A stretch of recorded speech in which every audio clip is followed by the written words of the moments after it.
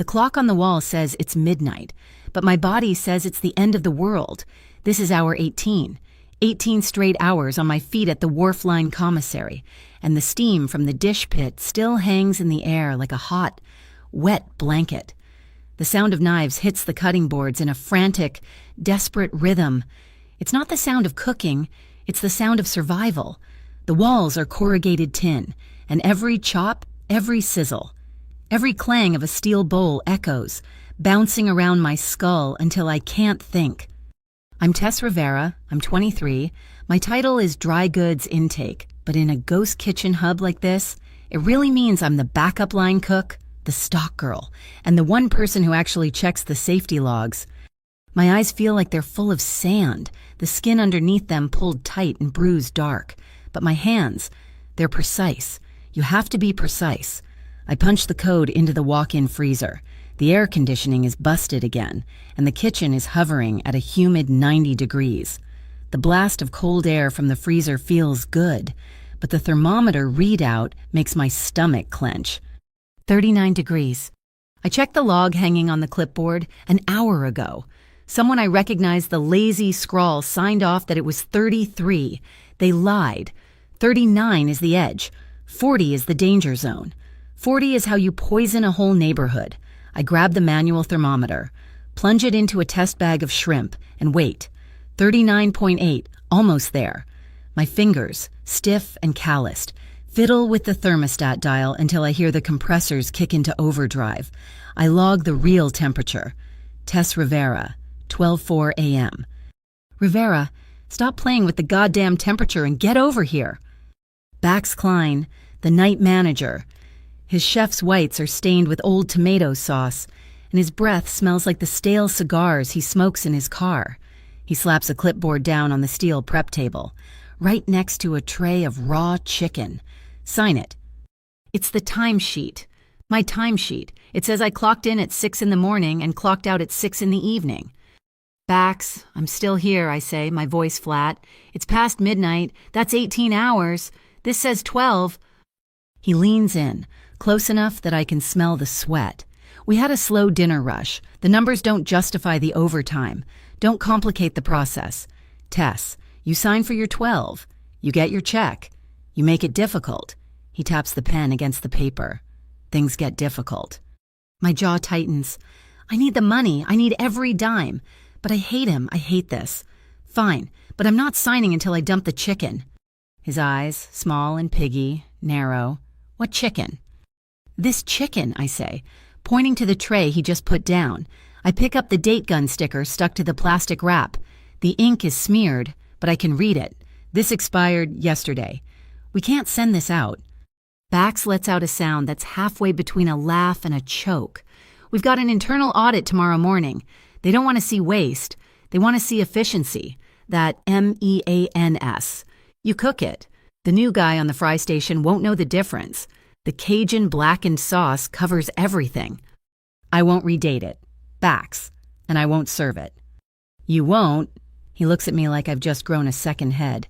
Then you'll be cleaning the grease traps, by hand. Now cook the goddamn chicken. He stalks off toward his cramped office, leaving the timesheet on the table. I stand there, shaking, my blood hot. I look up, past the prep line, toward the service hallway where the delivery drivers pick up. There's a man standing there, just standing. He's not a driver. Drivers are frantic, yelling for their orders, phones in their faces. This man is standing half in shadow by the vending machines, wearing a dark, plain baseball cap pulled low. He's just watching the kitchen. His gaze sweeps across the line, slow, deliberate. He sees me looking at him. He doesn't look away. His fingers, long and clean, are resting on the stainless steel facing of the machine, tapping a slow, silent rhythm. Tap, tap, tap, tap. The loud, obnoxious buzz of the stockroom delivery bell cuts through the kitchen noise. Bax is out of his office in a second, his whole body tense. He pats his pocket. I know what's in there. He keeps a bundle of thick nylon zip ties. He calls them temporary restraints, in case he catches an employee trying to sneak out with food. We all know they're just another way to keep us scared. He points at me. His face is red. You Stop staring into space. Station 6 is out of flour, and they need the case of number 10 cans of tomatoes. Get the utility cart, now. He's punishing me for the chicken. He knows the cart has a bad wheel. The left front one sticks. I go to the dry storage bay. The cart is already overloaded with bags of rice. He wants me to add more. I wrestle a 20-pound bag of flour onto the top shelf. Then another, and another, that's 60 pounds. Then I find the case of tomatoes. I try to lift it. It's at least 50 pounds on its own. I can't get it onto the cart. I have to push the cart over to it and tip the case on, rocking the whole unstable tower. I put my shoulder into it. The cart groans. I push. It moves a few feet, and then the bad wheel catches in a grout line in the floor tile. The whole cart jerks violently to the left. I try to correct it, to brace it, but it's too heavy. The whole thing tips. I jump back. Throwing my hands out, I save myself from being crushed, but my right hand slams against the metal shelving as I fall. A sharp, searing pain. I look down. The thick callus on my palm, built from months of lifting hot pans and hauling crates, has torn wide open. Blood, bright and shocking, wells up from the cut. It's already dripping onto the concrete floor. Damn it, I whisper, leaning against the wall, trying to catch my breath. The metallic taste of my own blood is in my mouth. I press my torn hand against my apron, trying to make it stop. I'm leaning right against the compliance wall, the wall of certificates, health department, fire safety, occupancy limits, and the big one, the Urban Commerce Bureau Gold Seal certificate. I've stared at this thing for months, but now something looks wrong. My hand is throbbing, but I lean closer. The gold seal. It's not embossed. It's flat. The blue ink of the border, it's not the right shade of navy. It's too light. And the signature, the text is misaligned, just by a millimeter or two. It's a print, a color copy. It's a fake. The entire certificate is a fake. Bax isn't just cutting hours and serving expired food. He's running an illegal kitchen. Find something interesting. Rivera.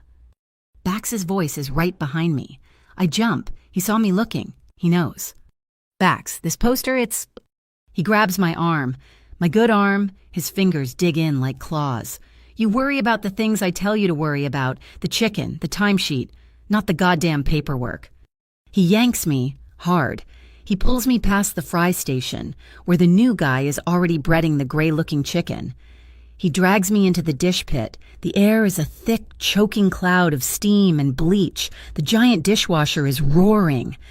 He shoves me into the far corner, right against the wall-mounted, high-pressure spray nozzle. He turns the handle. The water explodes out in a solid, screaming jet. It hits the steel wall next to my head, splattering, drenching me in greasy, scalding water in an instant. The noise is a deafening roar, a high-pitched shriek that drowns out the entire kitchen. He leans in, his face inches from mine, his mouth next to my ear. He has to yell to be heard over the spray. You are going to forget the chicken. You are going to forget that poster. And you are going to sign that timesheet. Are we clear? I'm trapped. The hot water is running down my neck. The steam is in my lungs. I try to twist away, and he shoves me back, his body pinning me against the tile. Are we clear? Clang! The sound of the heavy steel fire door slamming open cuts through everything. It echoes louder than the knives, louder than the spray nozzle. Bax freezes. He doesn't let go, but his head whips around. The man from the hallway is standing in the doorway. He's taller than I thought. Much taller. He takes off the baseball cap, and I see dark hair, cut short. He's wearing a heavy, waxed canvas coat, beaded with rain. It's not raining. He looks at Bax. He looks at Bax's hand on my arm. He looks at me, soaked and cornered. His voice is quiet, not loud like Bax's. It's low and deep, and it cuts through the roar of the water like a razor. Get your hands off her! The kitchen behind him goes silent. The clanging stops. The shouting stops. Someone even cuts the power to the cheap radio that's always playing. The only sounds left are the hissing of the flat-top grill and the screaming shriek of the water Bax still has cranked to full. The air is suddenly thick with the smell of burnt grease and hot, sharp metal. Bax, to his credit, tries to bluff. This is a private kitchen. Buddy, employee matter, get lost. He even tightens his grip on my arm. The man, Dario Castillo, doesn't even look at him. His eyes are on me. Just for a second, a quick, assessing glance. Then, he looks past me. He walks toward us. He doesn't rush. He just walks. He stops right in front of the compliance wall, next to the dish pit. He looks at the fake certificate. Bax finally lets go of my arm. Hey, that's official. You can't touch that. Dario reaches up. He grips the corner of the cheap laminated paper, and he pulls. The sound of the adhesive ripping off the drywall is loud in the sudden silence. He peels the whole thing off the wall.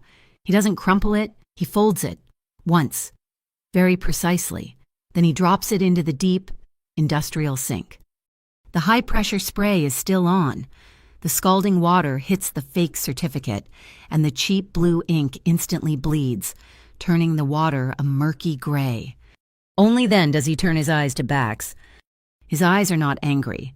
They are not hot. They are cold. They are dark and calm and absolutely empty.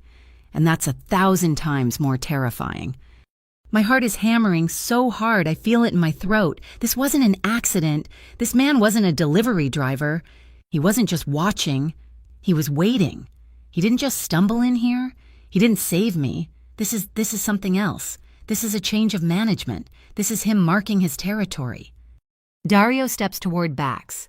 Bax, who outweighs him by 50 pounds, actually takes a step back, bumping into the dish rack. Dario speaks. His voice is a quiet rumble, so low I can barely hear him over the hissing water, but every word lands like a stone. "You're burning money," he says. "You're burning Castillo Syndicate money by touching my people." Castillo Syndicate. The name hits me like a punch to the gut. I've heard the name. Everyone in Port Laurels has. Whispers on the docks. Stories you don't repeat. They're not just stories. My people.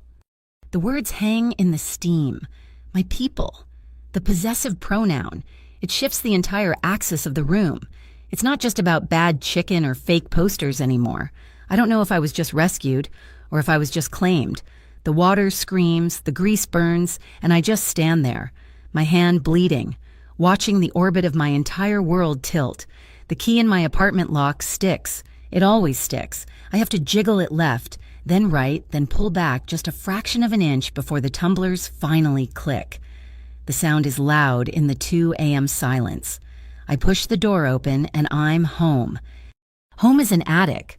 4 flights of stairs, no elevator, and plaster that smells like dust and damp. The air is cold. My radiator, a big cast iron beast in the corner, is pinging and ticking, putting up a pathetic fight against the Port Laurels night. But it's losing. My little pot of mint on the windowsill looks pale, its leaves drooping. I should have watered it. I walk straight to the bathroom. I don't turn on the main light, just the small one over the sink. The face that stares back at me from the cracked mirror is a stranger's. Her eyes are hollow, bruised underneath with a purple-black exhaustion. Her hair is plastered to her head, still damp from Bax's high-pressure nozzle baptism. I turn on the tap and run my right hand under the cold water, hissing as it hits the raw skin. I sit on the edge of the old clawfoot tub, the plastic first aid kit open on my knees. My hand is shaking. It's not from the cold. It's not from the pain, though the gash on my palm throbs in time with my pulse. It's the adrenaline crash, the massive, system-wide come-down from the past 18 hours. I peel back the cheap brown paper towel I'd taped around my hand in the wharf line locker room. It's soaked through. The cut is deeper than I thought, a jagged red mouth where the callus tore open. I pour a capful of antiseptic onto a cotton ball. The sharp, clean smell cuts through the phantom stench of burnt grease and hot metal that followed me home. My dad would have known what to do with this. He probably would have stitched it himself, right at the kitchen table. He was a dock worker, right down at these same Port Laurels piers, back when they actually moved cargo instead of kale salads. His hands were like old leather, scarred from steel cable and ice. My mom was a seamstress, worked piecework for the downtown garment district, her fingers flying over fabric until her knuckles swelled. They both knew what real work was. They knew precision. My mom always said, "You measure twice. Tess, you cut once." My dad lived by the shipping manifests. If the log doesn't match the container, he'd say, the whole shipment is junk. They both lost their jobs when the new economy rolled in. The piers were automated, then sold, then gutted. Wharfline Commissary was built right on the bones of my dad's old Union Hall. The garment district was outsourced. That's why I keep the notebooks. I have 3 of them. Small, black, spiral-bound, tucked under my mattress, every shift, every temperature check I make, every time I see someone leave the dairy pallet out for 20 minutes, every time Bax tells us to stretch the sanitizer solution with extra water, I log it. Not because I'm a hero, not because I'm planning on being a whistleblower. I'm not that brave, and I'm not that stupid. I do it for self-defense. When someone eventually gets salmonella from that gray chicken, when the health inspector finally shows up and sees the real logbook, not the fake one, my little notebook is the only thing that proves I wasn't the one who poisoned them. It's proof that I wasn't the one making it bua. I wasn't the one doing sloppy work. I wrap fresh, white gauze around my palm, pulling it snug. My ex-boyfriend, Mark, used to laugh at my notebooks. He called it my obsession. He thought my precision was cute, right up until he walked out. He didn't just walk out. He walked out on the 2-year, top-of-the-line phone plan he'd opened in my name. I was stuck with a $540 bill I couldn't pay. That's when I really learned to count, not just logging temperatures, but counting pennies. I learned that a $1.99 box of generic pasta can last for 3 dinners. I learned that you can wear socks for 2 days if you turn them inside out. I learned that want and need are 2 completely different languages. At the commissary, I know what they call me when I'm not in the room. Clock girl. Hey, hide the line. Here comes clock girl. Don't let her see your timer. Man, she'll write you up. They call me that because I'm the only one who actually sets the timers on the convection ovens. The other line cooks just feel it. You feel a 30-pound hotel pan of roasted pork. No, you time it, you guess. You're off by 10 minutes. You serve raw pork. You poison a family. They think I'm a pain. I just think I'm right. But the shaking won't stop. I stand up, the gauze in my hand, and walk to the single window. I look down at the wet, empty street 4 floors below. My breath fogs the glass. It's his voice, his words. They're stuck in my head, playing on a loop, bouncing around my skull just like the sound of the knives off the tin walls. By touching my people. He didn't say this employee. He didn't say her. He said my people.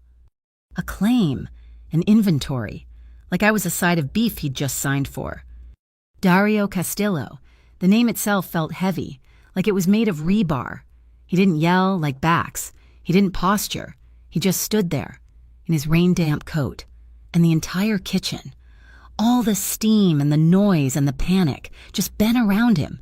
He tore that fake certificate off the wall like he was pulling a weed. Now that phrase is here, in my attic. It's messing with my breathing. Usually, I can control my breathing. Inhale for 4. Hold for 4. Exhale for 4. It's the one thing that gets me through the 18-hour shifts. But it's not working. My chest feels tight, constricted, like I'm still back in that dish pit with the scalding water hitting the wall. I can't sleep. The adrenaline is still singing in my veins, a high, thin wire of awake. I open my laptop.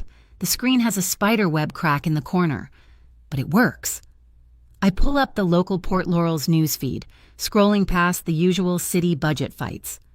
Then I see it, a headline from the Federal Wire, buried under local sports.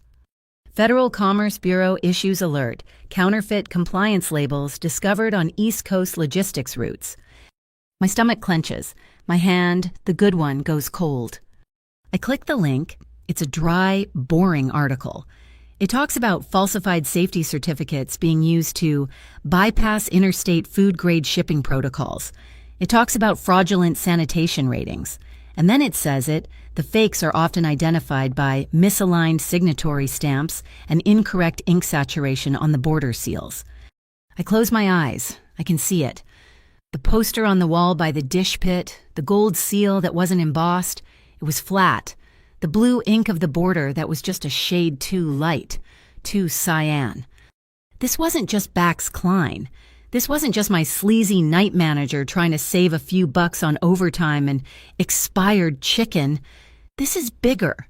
This is organized. The fake certificate, the trucks that Bax signs for without checking, the Castillo syndicate. It's all one thing. Bax isn't the bottom. He's just the boot scraper. My phone buzzes on the nightstand. The sound makes me jump, a gasp catching in my throat. It's a prepaid phone, a burner. No one has this number except the commissary scheduling bot and my landlady. I pick it up. The screen glows. An unknown number. The message is 9 words. Drink warm water, 10 a.m. tomorrow. The herring and the bean, D.C. D.C. Dario Castillo. I stare at the screen. My hand starts shaking again. Harder this time. Drink warm water. How would he? He saw me shivering in the dish pit. He saw the adrenaline tremor. This isn't a suggestion. It's a command, like he's managing me, like I'm already on his payroll. The smart part of my brain, the clock girl part, is screaming at me. Block the number, delete the message, call in sick, find a new job, pack a bag, leave Port Laurels, now. You don't get involved with a syndicate. That's a capital S word. You don't take meetings from men who have other men standing in hallways, watching. Getting saved by a man like that isn't a gift. It's a marker. It's a debt. And I know all about debt. I'm still paying off Mark's stupid phone. The herring and the bean, I know it. It's a tiny, cramped coffee shop down by the old fish market, neutral ground. I walk to my kitchenette.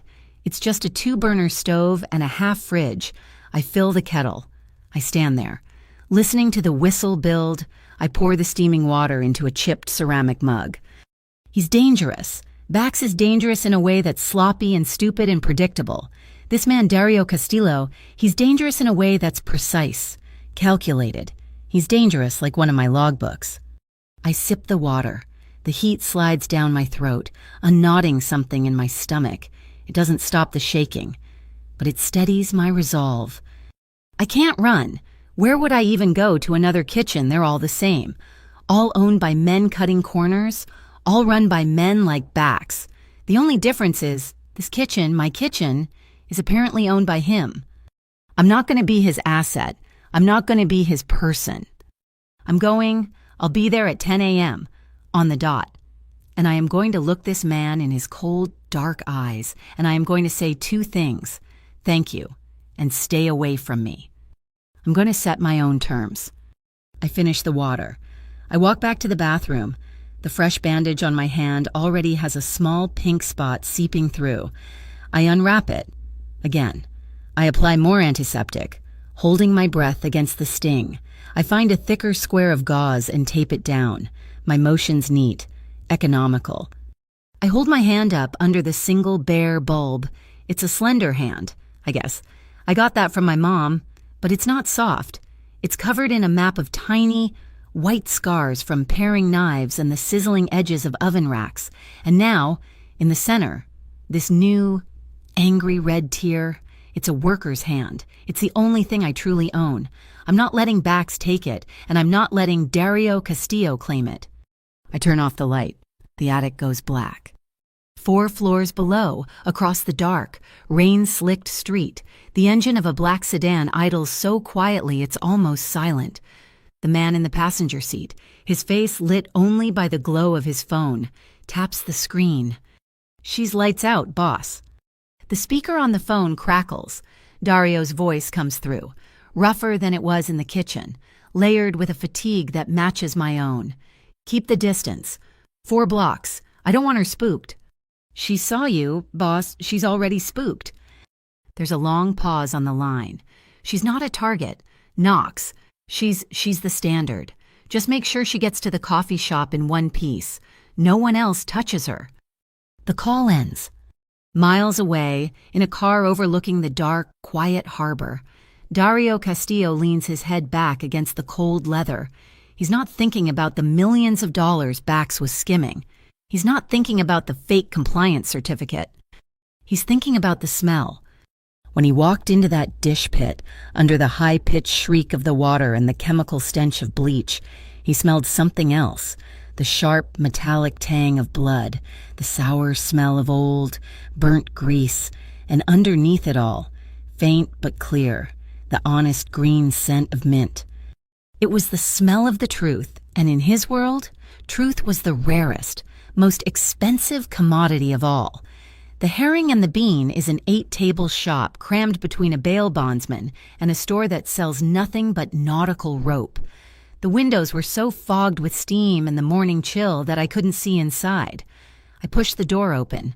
A bell jingled, and a wave of hot air hit me, thick with the smell of burnt coffee and old, oily fish from the market next door. He was there, just as the text promised. Dario Castillo was in the back corner booth, the one with the cracked vinyl. He wasn't in his heavy coat from last night, he just wore a dark, simple sweater. His watch looked expensive, but it was understated. His jacket was hung neatly on the hook next to him. He was nursing a tiny white cup of espresso, his hands wrapped around it, as if for warmth. He looked up when the bell jingled. His eyes found me instantly. There was no surprise, no greeting, just acknowledgement. I walked over. My footsteps, quiet in my old work boots, felt loud in the small space. The only other sounds were the hissing of the espresso machine and 2 old men at the counter arguing about a fishing boat. I didn't wait to be invited. I slid into the booth opposite him. My small, black, spiral-bound notebook, my logbook, I took it out of my jacket pocket and placed it on the table between us. I didn't open it, it was just there, a line, a boundary. My territory. My bandaged hand rested on top of it. He looked at the notebook, then at my hand, then at my face. You came. I came, I said. My voice was steady. I was proud of that. I have 2 things to say. Thank you, and stay away from me. He didn't react. He just took a slow sip of his espresso. He set the cup down with a quiet click. You're welcome, he said. His voice was just as low as it was in the dish pit, but without the steel. Here. It was almost gentle. But I can't do the second one. Then you're not listening, I said. I'm not in your world. I'm not your people. I don't belong to anyone. For the first time, something in his expression changed. The corner of his mouth ticked up. Not quite a smile, but the shape of one. Good, he said. I'm glad to hear it. Free people need a gatekeeper. They don't need a master. And you're the gatekeeper. I'm the man who takes responsibility when other people get lazy, and he said, and Bax Klein got lazy, he got sloppy, and he got greedy. Who are you, really? I asked, the words sharper than I intended. He reached into the inside pocket of his jacket, the one hanging on the hook. He pulled out his phone and slid it across the table. It stopped right next to my notebook. I looked down. The screen was lit. It was a photo. A high-resolution photo of the compliance certificate I'd seen on the wall last night, the fake one, the one he'd ripped down. You already know what that is, he said. You were looking right at it when Bax grabbed you. My blood ran cold. He hadn't just been watching from the hallway. He'd been watching me. He swiped the screen. The next picture was a shipping invoice. A bill of lading for premium cooking oil delivered to the Wharfline Commissary. The sender was a company I'd never heard of, North Dock Logistics. Bax has been signing for 4 pallets of this every week for 6 months, Dario said quietly. We checked. Wharfline's fryers only need about 1 pallet and a half. He swiped again. Another photo. This one was of a grimy, unmarked warehouse bay. In the corner, a man was pumping dark, used-looking oil from a grease trap receptacle into new, clean-labeled plastic drums. The drums had the North Dock Logistics logo on them. Recycled fryer grease, I whispered, the realization hitting me in the stomach. He's buying used oil, filtering it, and selling it back to us as new. Not just to you, Dario said, to half the ghost kitchens in Port Laurels. He's pocketing the difference, a few $1,000s a week. But that's not the problem. The problem is the certificate. It's a fake, I said. The ink is wrong. The seal is flat. You saw that, he said. It wasn't a question. Most people wouldn't, not even the inspectors, because the real inspectors never come. The internal audit, I started, is fake C2, he said. Bax pays them. They're not from corporate. They're from the Lattice Union. I frowned. I've heard of them. They post flyers, protecting the new economy, performance-based advocacy. They're a protection racket. Tess, dressed up as a labor guild. They go into these kitchens that are already operating on a shoestring budget, and they charge them efficiency fees.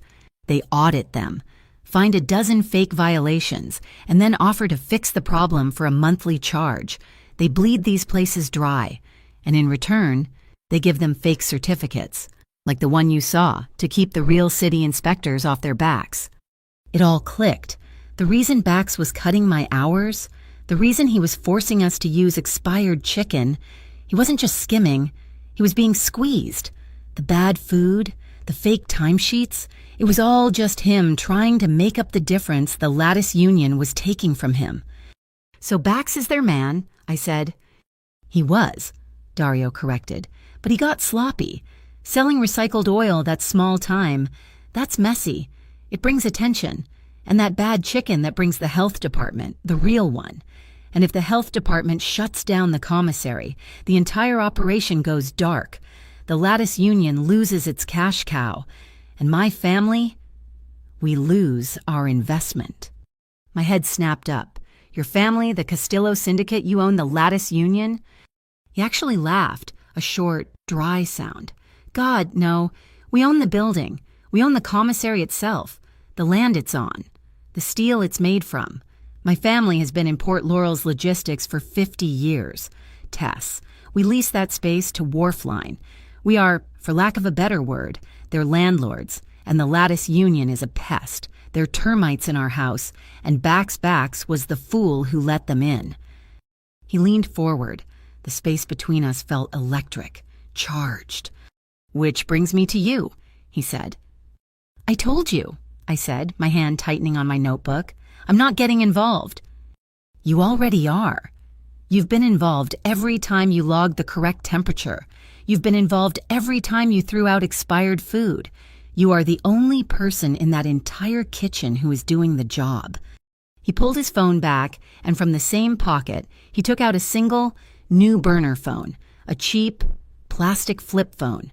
He set it on the table, then, next to it, he placed a small, white business envelope. It was thick. I am not asking you to spy, he said, his voice level. I'm not asking you to plant bugs or steal files. I'm asking you to do exactly what you have been doing, your job. But when you see something, a fake certificate, a bad invoice, a new face from the union, you don't write it in your book. You use this phone. You send one text. That's it. And if I do what happens, you'll get a text back, he said. It will say, we're handling it, and then you will go back to checking your timers. And when Bax, or whoever replaces him, comes at you, I will be there, before you even have time to worry. My eyes flicked to the envelope. It was bulging. What's that? Your overtime, he said. 18 hours, time and a half, plus a bonus for the hand and for the inconvenience. I looked at the envelope. I thought of my past due phone bill. I thought of my broken radiator, of the $1.99 pasta. It was probably more money than I'd seen in a year. I pushed it back across the table. I don't sell my hours. Mr. Castillo. His eyebrows went up. He seemed genuinely surprised. He looked from the envelope to my face. The flicker of a smile came back, this time more real. Okay, he said slowly. He picked up the envelope and put it back in his jacket. Then what do you want? I want Bax gone, I said. I want that kitchen to be clean. I want to be able to serve food without worrying that I'm poisoning someone. I tapped my notebook. I want the logbook to be the truth. He stared at me for a long time. The hissing of the steam wand filled the silence. A pair of eyes, he murmured, more to himself than to me. A pair of eyes that doesn't skip the fractions. He nodded. All right, The money was for your peace of mind, but I see you've already got that handled." He stood up. He was taller than I remembered. He put his jacket on. He wasn't a guy in a coffee shop anymore. He was the man from the kitchen.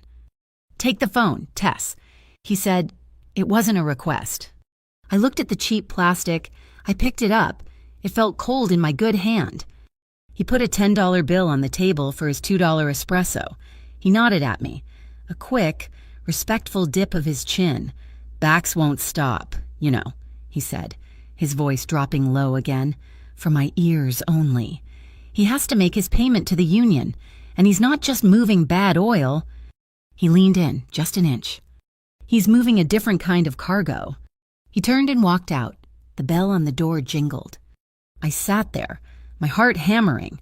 The burner phone felt heavy, like a stone. I looked out the window. The steam had cleared a little. I saw Dario put his cap on, the same one from last night. He didn't get into a black sedan. He just joined the morning crowd on the sidewalk and disappeared. He melted into the city like a ghost. I was still staring at the empty space where he'd been when I saw them. Across the street, 2 men. They were standing by the loading dock of the fish market, which shared a wall with the commissary's back entrance. They were wearing bright yellow reflective vests, the kind city inspectors wear. They had clipboards. One of them was taking pictures of the dock's access points with his phone. They looked official. They looked exactly like the kind of people Bax would be terrified of. But I'd just been told the real inspectors never come. My hand went to my pocket, for my phone. Not the burner, my phone. I scrolled to Junie's name. She was my friend on the prep line, the only one who didn't call me Clock Girl. She was working the morning shift. I pressed call. She picked up on the second ring, her voice breathless. "Wharf line prep." "Junie, it's me, Tess." "Tess? Oh my God, are you okay? Bax he's in a mood. He said you're off the schedule." "I know. Listen to me. Are there any inspectors there? Anyone new?" "No, not yet. Why?" "If anyone shows up," I said, my voice low and urgent, watching the 2 men across the street. "If they have new stickers, new compliance posters, don't let them put anything up. Tell them you have to wait for the manager. Just look at the seal. Check the ink. Stall them." "Tess, what's going on?" A new truck, a big, white 18-wheeler, rumbled down the narrow street. It had a logo on the side I didn't recognize. Hawthorne Cold Chain. It slowed down, its reverse lights flashing, and began to back into the commissary's receiving bay. The second the truck started moving, the 2 men in the yellow vests snapped. They didn't walk. They moved. They put their clipboards under their arms, turned, and walked away in the opposite direction. Fast. They vanished around the corner just as the Hawthorne truck's ramp hit the concrete. They weren't inspectors. They were scouts. "Junie," I said, "I gotta go. Just be careful." I hung up. I sat back in the booth. The coffee in the air suddenly smelled bitter. My hand throbbed. I was in... Whether I'd taken the money or not, I was in... I opened my notebook, the one I'd put on the table as a barrier, the one he'd respected. I turned past my logs of freezer temperatures and bad chicken. I turned to the first blank page. I took a pen from my pocket, my bandaged hand making the movement awkward. I clicked it open, and at the top of the page, in my neat, precise print, I wrote a new rule. Don't let anyone sign off on the kitchen's truth. Dario pulled whatever string he pulls. And the next day, my name was back on the schedule. Junie said Bax didn't even mention it. He just pinned the new sheet up and walked away.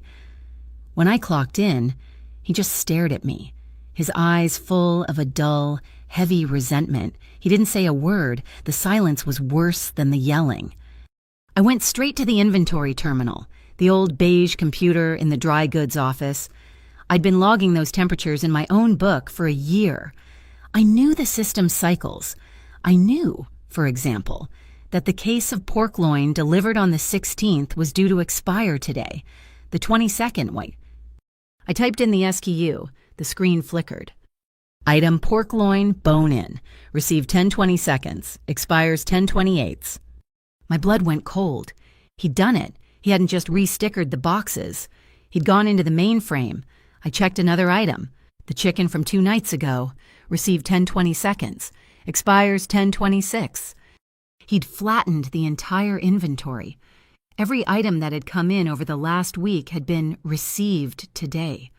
All the red flags, all the expiration dates, all the lot numbers, they were gone, wiped clean. It was a digital ghost, a perfectly fresh, perfectly compliant, perfectly fake kitchen. I heard voices from Bax's office, the little glass-walled box that overlooked the prep line. Bax was in there, leaning over someone. Arlie, the IT kid. Arlie was 19, maybe 20, a community college student who came in twice a week to fix the receipt printers. He looked terrified. "It's just an optimization script. Mr. Klein," Arlie was saying, his voice high and thin. It batch updates the intake logs. It's more efficient." Good, that's efficient, Anai, Bax said, patting him on the shoulder. "You're a smart kid. Here, for your time." He passed him a small, folded bundle of cash. Arlie's eyes were fixed on the monitor. He was running the script again. I saw the lines of code flash. Update DBO. Inventory set intake date =, October 22nd, 25. Where? Intake date. October 22nd, 25. A single line of code. That's all it took to erase the truth, to make 6 days of potential rot disappear. I stepped back, into the shadow of the tall metal shelving. I pulled out my phone, my own phone, not the burner. I angled it through a gap in the shelves. I hit record. I filmed the screen. I filmed Arlie's face, pale and sweaty. I filmed Bax counting out the money. It was shaky. It was grainy, but it was proof. "Now, get out of here," Bax said. Arlie practically ran out of the office. Bax didn't see me, and he was too busy, and he was at the receiving bay, signing for a new shipment. It wasn't Hawthorne. It was an unmarked white van. The driver handed over 2 large insulated styrofoam boxes. They were heavy. I watched from the prep line. Bax took them into the walk-in freezer himself. I waited 5 minutes, then went in, pretending to check the thermostat I'd fixed. The boxes were there. The label said, "Organic grass-fed tenderloin." But the label was new. It had been stuck on top of another one. I could see the edge of the old sticker underneath. I used my thumbnail, the one on my good hand, and I picked at the corner. The new label was cheap. It peeled right off. Underneath, the real label.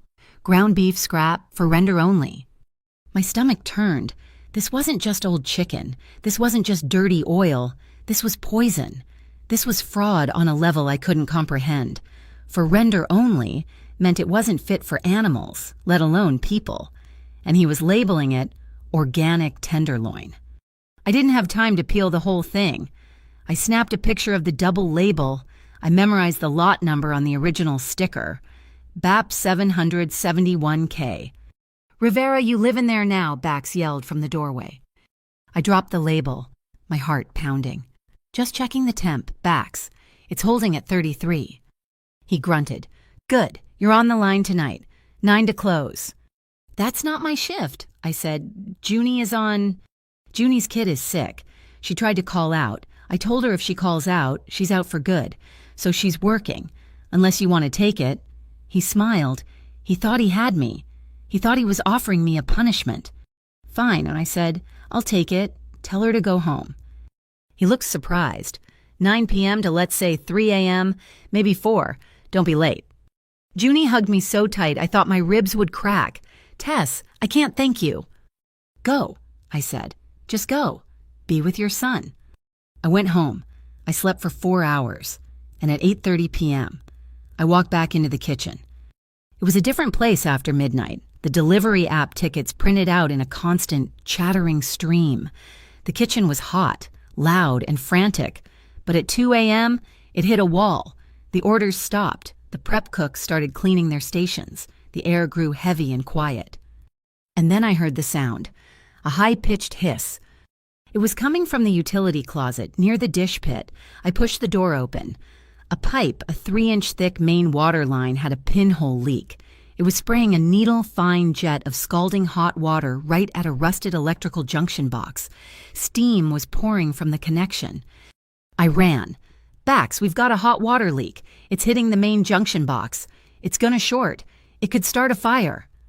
Bax was in his office, his feet up, reading a magazine, and he didn't even look up. It's 2 a.m. Put a bucket under it. We'll call maintenance tomorrow. Tomorrow, Bax. It's spraying on the electrics. The whole panel could blow. Then stay away from it, War, he snapped. I'm not paying a plumber emergency rates. End of discussion. I stood there, furious. I looked at the hissing, and he was going to let the place blow up, just to save a few $100. Fine, I said. I went back. I found the main water shutoff valve. It was behind the ice machine, covered in grime. The wheel was rusted. It wouldn't budge. I put my good hand on it. I put my bad, bandaged hand on it. I put my entire body weight into it. The gash on my palm screamed, a fresh, hot pain. The bandage was instantly soaked, but I felt the wheel groan. Clank, clank, clank. I turned it, inch by painful inch, until the hissing sound finally died. I was leaning against the wall, breathing hard, cradling my bleeding hand, when the fire door opened. It wasn't Dario. It was 3 men in matching dark blue polo shirts and clipboards. They looked like accountants. Wharfline Commissary, the lead man said. He had a pencil-thin mustache. Bax was out of his office in a second. Gentlemen, you're early. We like to be early. Mr. Klein, the man said. This is a performance audit. We're here on behalf of the Lattice Union to ensure optimized output. They weren't inspectors. They were the efficiency experts, the protection racket. They walked the line, their eyes cold. Fryer oil temperature is 3 degrees below optimal. One said, that's a 0.7% loss in product crispness. Your dish pit rinse cycle is 5 seconds too long. Another one said, that's a 9% waste in water resources. They were making it up. The numbers were nonsense, designed to sound official, designed to be impossible to fight. I'd had enough. Excuse me, I said. All 3 of them turned. Bax's face went white with panic. Who are you? The lead man asked. Tess Rivera, intake. I held up my phone like I was checking a message. I need to see your credentials, your city certification, your inspector's license. The man smiled, a thin, ugly smile. He pulled a laminated card from his pocket. Lattice Union Regional Facilitator. I looked at it. It looked real. It had a seal. It had a number. But I'd spent my whole life on the docks. My dad was union. I knew the state licensing codes. All labor guild facilitators start with a 7-7. His started with a 4-9. It was fake, just like the certificate on the wall. Thank you. I said. I angled my phone just for a second. The camera clicked. I got a perfect, high-resolution shot of the fake ID. I have to get back to the line. I walked away. I could feel their eyes on my back. As they were leaving, after handing Bax a long sheet of fines, he cornered me by the lockers. He leaned in, his voice a low, threatening rumble. That was stupid, clock girl. You think you're smart. You're not. You don't want to lose this place. It's cold out there. I just looked at him. I shut off the water. You're welcome. I got home at 4 a.m. My hand was a wreck. I was rebandaging it for the 3rd time when the burner phone vibrated. One message from Dario. Unload tonight at Pier 9. Don't go near it. D.C. My heart hammered. Pier 9. That was the old cargo pier, the one that had been decommissioned. That's where North Dock Logistics, the dirty oil company, had its warehouse. That's where the Hawthorne truck had gone. Don't go near it. He was warning me. He was telling me to stay safe. But I couldn't. I thought of the label. Ground beef scrap. BAP 771K. I thought of that meat, that poison going out into the city, labeled as organic. I had to go. I put on my darkest clothes, my old work boots. I took the burner phone and my own. Pier 9 was a graveyard of shipping containers. The high-pressure sodium lamps overhead flickered, casting huge, dancing shadows. The air smelled of cold metal, diesel, and dead fish. I stayed in the shadows, moving between stacks of rusted containers. I saw it. The Hawthorne truck backed up to the loading bay of the North Dock warehouse. but the men loading it weren't in Hawthorne uniforms. They were the same men who delivered the tenderloin to Bax.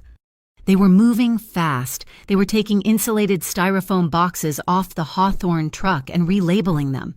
They were slapping new stickers on, right there on the dock. I got closer.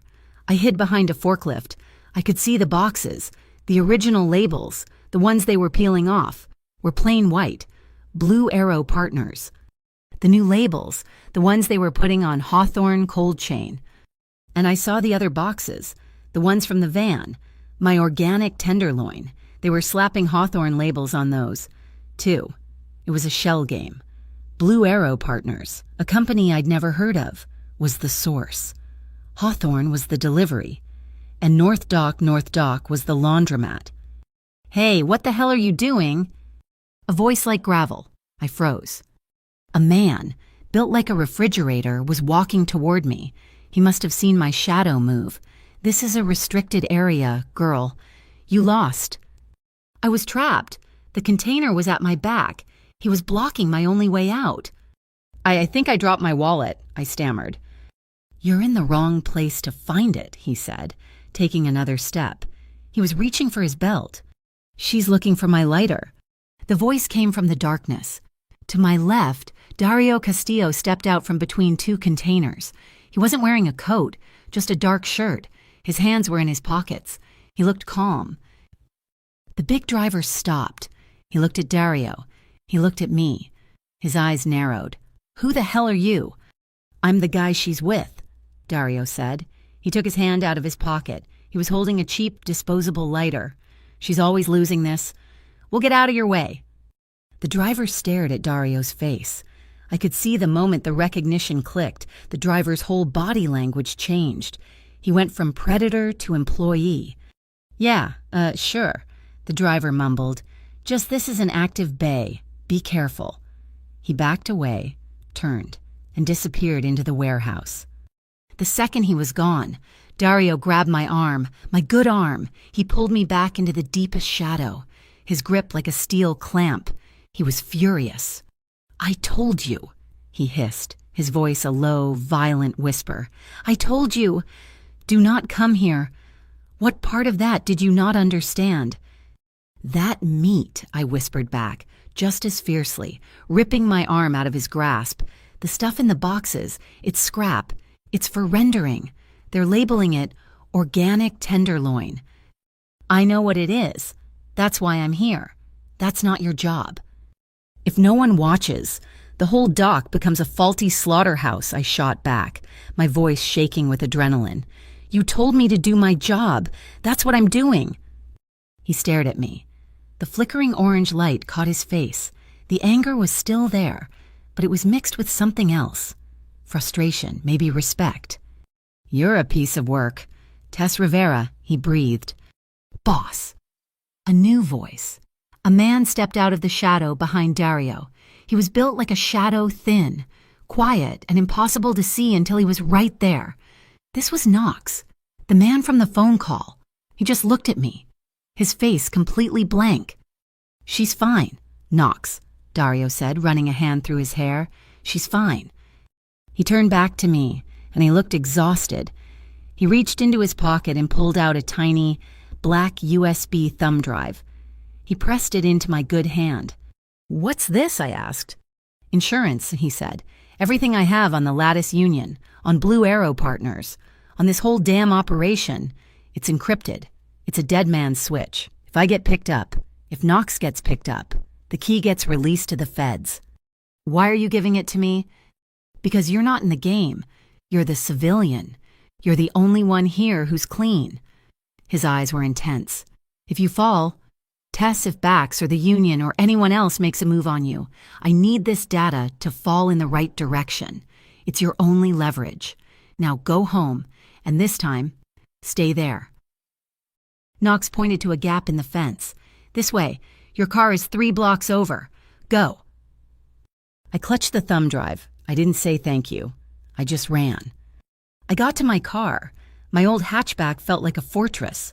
I locked the doors, my hands shaking so bad I could barely get the key in the ignition. I started driving. I was 3 blocks from my apartment when I saw it. A dark sedan. No, a work car. I saw the logo on the side as it passed under a streetlight, North Dock Logistics. It was following me. It had been waiting for me. My heart leaped into my throat. I sped up. It sped up. I made a right turn. It made a right turn. It was staying right on my tail. Close. I was on my own street. I was almost home. The sedan pulled up right next to me. The passenger window was coming down. Screech! A black sedan, Dario's sedan, shot out of a side alley I didn't even know existed. It slammed into the street, cutting the North Dock car off perfectly, blocking it. It was a perfect perpendicular block. I didn't stop. I slammed my foot on the gas. I looked in my rearview mirror for just 1 second. I saw Dario get out of his car. Knox got out of the passenger side. They didn't run. They just walked, calmly, toward the car that had been following me. I turned the corner. I didn't look back. I drove. My hands were locked on the steering wheel at 10 and 2. So tight my knuckles were white. I didn't see what happened to the North Dock Logistics car. I just saw Dario's black sedan in my rearview mirror, a solid, immovable wall of steel blocking them. Then I was gone. My heart was a hummingbird in my chest. I was 2 miles away, my old hatchback rattling as I pushed it too fast, when the burner phone vibrated in the console. The sound made me jump so hard I nearly swerved into the next lane. I fumbled for it, my good hand steering, my bandaged one useless. A new text from D.C. Pull over, gas station, 2 blocks north. Get out. Wait. It was a command. My brain screamed at me to go home, to lock my 4-bolt lock and hide in my attic. But I knew home wasn't safe. They had my plate. They knew my car. I pulled into the dark, slick lot of a shuttered gas and go. I cut the engine. The only sound was the tick, tick, tick of my cooling engine and the first drops of a serious rain. A minute later, his sedan glided in, headlights off, silent as a shark. He didn't park next to me. He parked at the exit, blocking the only way out. He got out and walked toward my car. The rain was starting to come down, hard and cold. He tapped on my window. I flinched, then rolled it down. The cold air hit my face. "Leave the car," he said. "What, Leave it. They got your plate. They might have put a tracker on it at the pier. The car is compromised." He opened my door. "You are compromised. Let's go. I'm taking you somewhere safe. It's not your apartment." There was no room for argument. I grabbed my bag. I left my car. I got into the passenger seat of his. It was clean. It smelled like clean leather and cold night air. Nothing like my car, which smelled perpetually of fryer grease and old coffee. He got in, and the car moved, pulling smoothly onto the street. The rain went from hard to a full-on deluge. It was a wall of water, a solid gray sheet. The wipers on his sedan were powerful, but they were fighting a losing battle, swishing in a frantic, hypnotic rhythm. He didn't drive fast. He drove with that same infuriating, precise control. He took us out of the city center, away from my neighborhood, toward the old industrial flats. He turned the car down a gravel track I never knew existed, the tires crunching. He rolled to a stop under the massive, skeletal overhang of an abandoned steel factory. The dark iron cage of the hollow bridge loomed over us, a black skeleton against the roaring gray sky. He killed the engine. The silence was deafening. No, not silence. The sound of the rain hammering on the corrugated tin roof above us was a physical force, 1,000 fists drumming, isolating us from the rest of the world. We were in a tiny, dry bubble, surrounded by chaos. I was still vibrating. The adrenaline from the pier, from the chase, was still zinging through my veins, making my teeth chatter. My hands, resting in my lap, were shaking so hard I had to clench them into fists. My bad hand throbbed, a dull, hot pulse. He noticed. He didn't say anything, but his gaze dropped to my clenched fists. "Tess." His voice was quiet, but it cut through the roar of the rain. I couldn't look at him. I just stared at the wall of water in front of us. "What do you think you are?" he asked. The anger from the pier was back, cold and sharp. A spy, a soldier, you think you can just walk onto a hostile dock in the middle of a meet because you have a hunch. That finally made me turn. I had more than a hunch, I snapped, my voice loud in the small space. It was the BAP 771K. It was the scrap meat I saw them. Dario, they were relabeling poison. And what were you going to do? He countered, his voice rising. Stop them. Take on a dozen dock workers by yourself. You got followed. Tess, you were almost grabbed. You led them right to your car. You were there, I shouted, the words ripping out of me. You were watching. You could have stopped me. You used me. But I told you to stay home, he roared, his control finally snapping. The sound was shocking. He slammed his open palm on the dashboard, and the sound made me jump. I told you, do not go near it. I had it covered. Knox was moving in. We had it handled. And then you just walk right into the middle of it. Like you're invincible. Because you don't get it. I was crying now. Hot, angry tears that I hated. They mixed with the rain that was still on my face. You think it's just cargo? You think it's just numbers on a ledger? You're just like them. That is food. That's what people eat. That's not a loss or an investment, but it's life. And I won't let them. I won't let anyone sign off on that. The car went silent. My breathing was ragged, a gasping, wet sound. His was a low, controlled hiss. The rain hammered down on the roof, on the hood, on the gravel all around us. He stared out the windshield, his hands gripping the steering wheel so hard his knuckles were white. He let out a long, slow breath. It was like all the air, all the fight, went out of him at once. You're right, he said. I blinked, sniffing, wiping my nose on my sleeve. What? He turned to me. The anger was gone.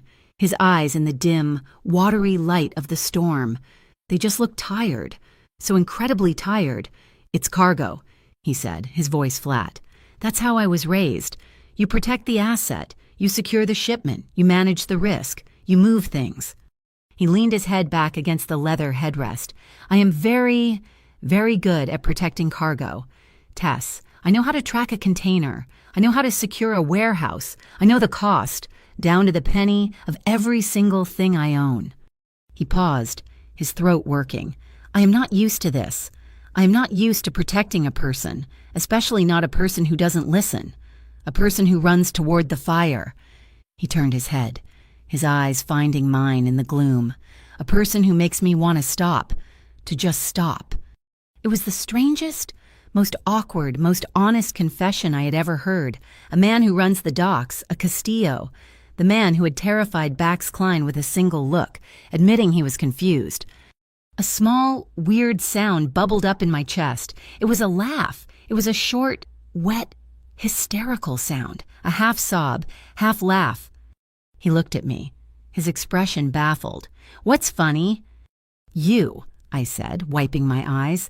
You sound like you just found a stray kitten in one of your shipping containers. I don't know what to do with this. It's not cargo. The tension didn't just break, it shattered. A small, real smile touched his lips. You're not a kitten, Tess. Good, I don't like cats. You're a complication. I'm Clock Girl, I said, my voice finally steady. I just checked the numbers. He was still looking at me. The rain had plastered a stray piece of my hair to my cheek. He reached out slowly, like he was afraid I'd flinch. He used his thumb to brush the wet hair away from my face. His fingers were rough, calloused in their own way, but his touch was light. His thumb grazed my skin, just once, right on the curve of my cheekbone. It lit a fuse. It was the lightest touch, but it traveled all the way down my spine, a jolt of pure, clean heat that had nothing to do with adrenaline. I stopped breathing. The rain was a dull roar outside. Inside, all I could hear was the blood rushing in my ears, a sound like the ocean. I looked at his eyes, really looked at them. I saw the man from the kitchen. I saw the boss from the pier. But underneath that, I saw what he'd just admitted, the loneliness, the man who only knew how to deal with things, the power he held. It was a cage. And I realized, in that one suspended second, I wasn't afraid of him. Not anymore. I don't know why I did it. Maybe because I was tired of being scared. Maybe because he was the first person in years who had seen me, really seen me. The logbooks, the stubbornness, the torn up hands, and hadn't tried to break me or fire me or ignore me. I leaned in. I put my good hand, my left hand, on the side of his neck. His skin was warm. I felt the strong, steady pulse there, and I kissed him. It was short. It was clumsy. My lips were cold from the rain. It was chaste. Almost just a press of mouths. I was shaking. He didn't move. He just froze. I pulled back instantly, my face burning. I'm sorry, I shouldn't have... He didn't speak. Just put his hand over mine, the one I still had on his neck.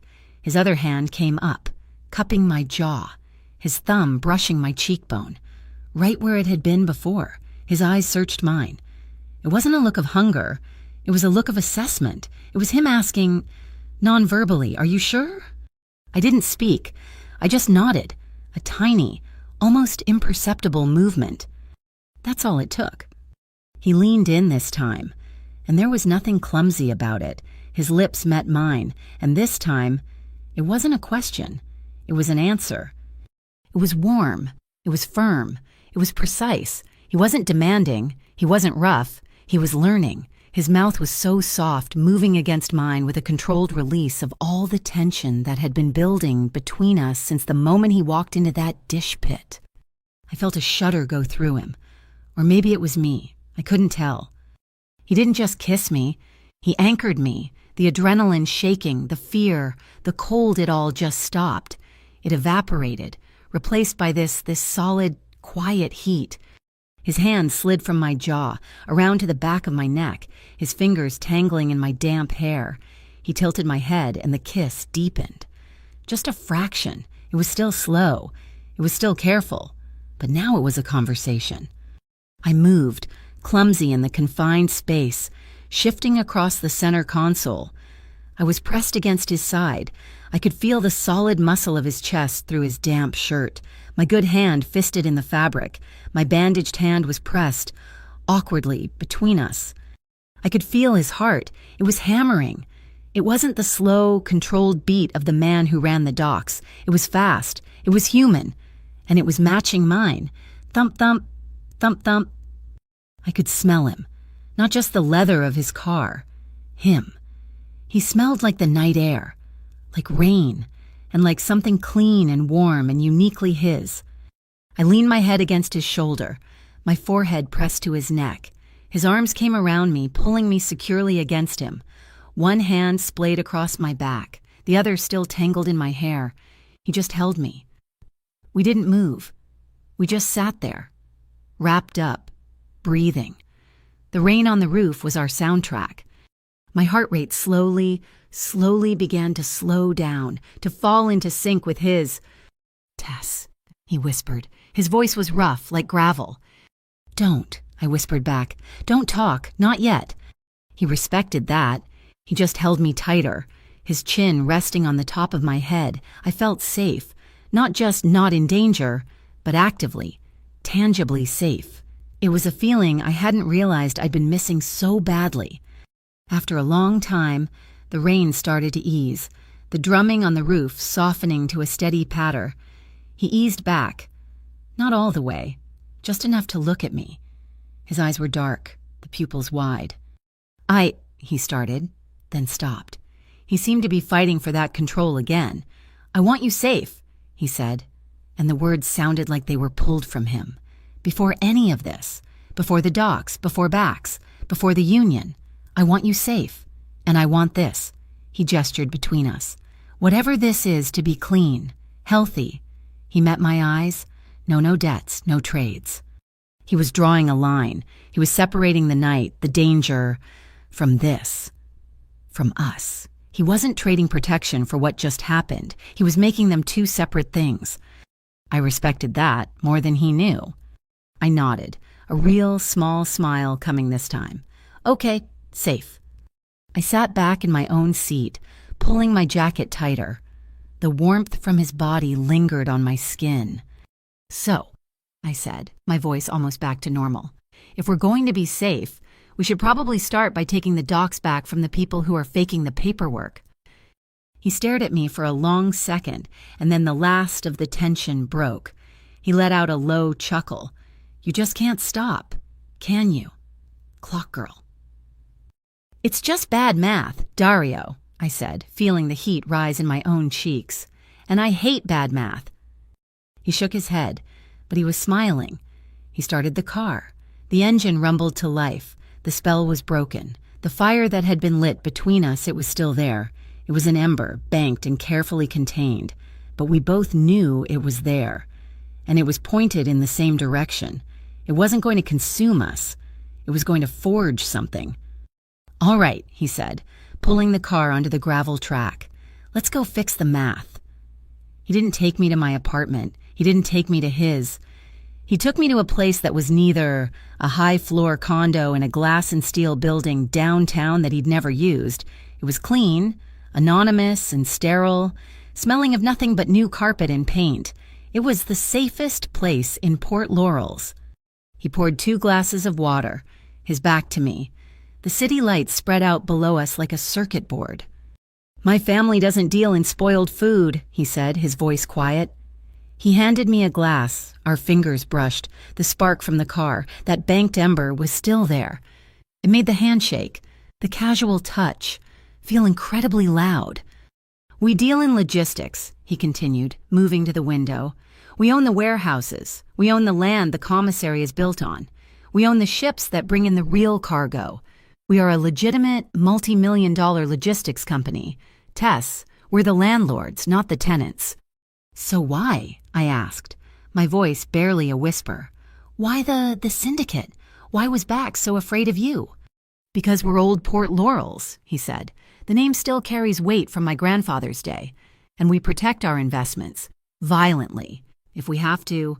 The Lattice Union, North Dock, Blue Arrow Partners, they're not just pests. They're a disease. They're bringing federal attention to my docks. They're poisoning the well, literally and figuratively. They're making my legitimate clients nervous. He finally turned to me. This isn't just about Bax's little side hustle.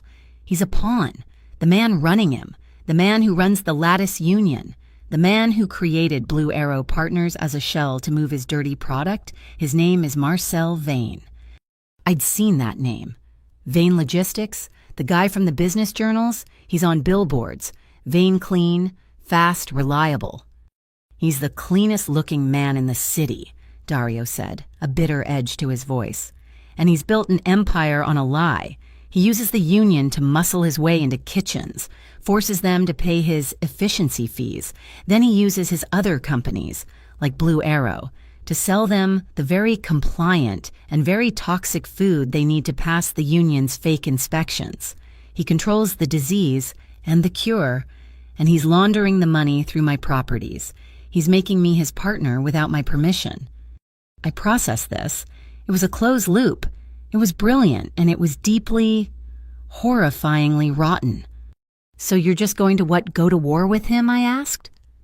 That's one way, Dario said. It's messy. It's loud. People get hurt. I looked out the window. All those lights, all those people eating food delivered from kitchens Vane was poisoning. No, I said. Don't attack him. He's clean. He's Teflon. You attack his motto. Dario turned, his eyebrows raised. Clean, fast, reliable. That's his brand, but it's a lie. You don't hit him with muscle. You hit him with a better set of numbers. You attack his reliability. A slow smile spread across Dario's face. It was the first genuine, unguarded smile I'd ever seen from him. It changed his entire face. A pair of eyes that doesn't skip the fractions, he murmured. Okay, clock girl, how do we do it? The next day, we weren't in a condo. We were in a blast-proof back office at Sable Row, a steel fabrication plant owned by an old family friend of Dario's. It was loud, smelled of ozone and hot iron, and was completely, beautifully offline. And I met Knox, really met him. He wasn't just a shadow. He was a data savant. He had a bank of laptops that looked like they'd been through a war, but they were lightning fast. Tess, he said, nodding. It was the first word I'd heard him speak. "Hi," I said. For 2 days. We worked. Knox pulled data from places I didn't ask about. He got the complete shipping manifests for North Dock and Hawthorne. He got the incorporation papers for Blue Arrow Partners. He got the bank transfers from the Lattice Union. My job was to make it make sense. I taped huge sheets of butcher paper to the concrete wall. I drew a flow chart, arrows, timelines. "This is the money flow," I explained, drawing a red line from the Lattice Union's account to a holding company.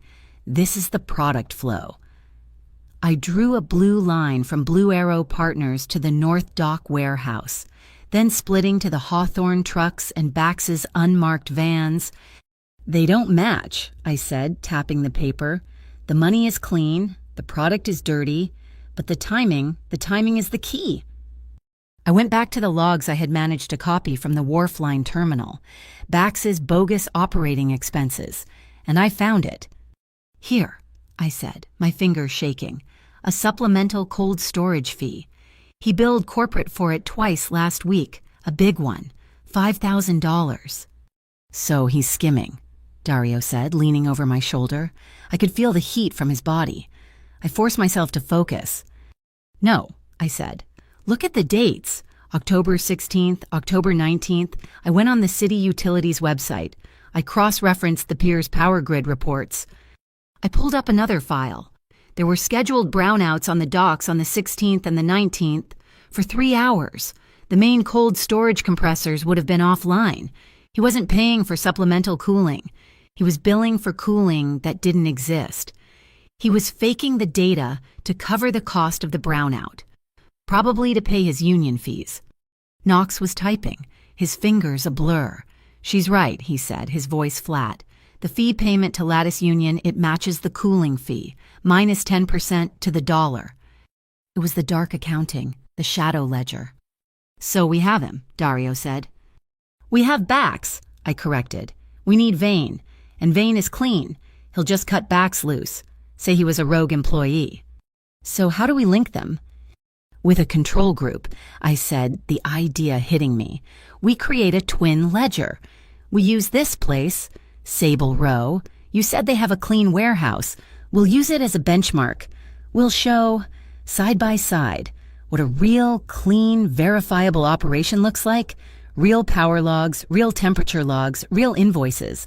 And then we put Vane's operation, the brownouts, the fake fees, the render-only meat right next to it. We don't have to say he's a criminal. We just have to show he's a liar. The market will do the rest." Dario looked at me, his eyes full of a dark, intense admiration that made my stomach flutter. "A twin ledger," he said. That's good. That's really good." "We need more data from inside," Knox said. "We have the intake. We need the output. Where is this stuff going?"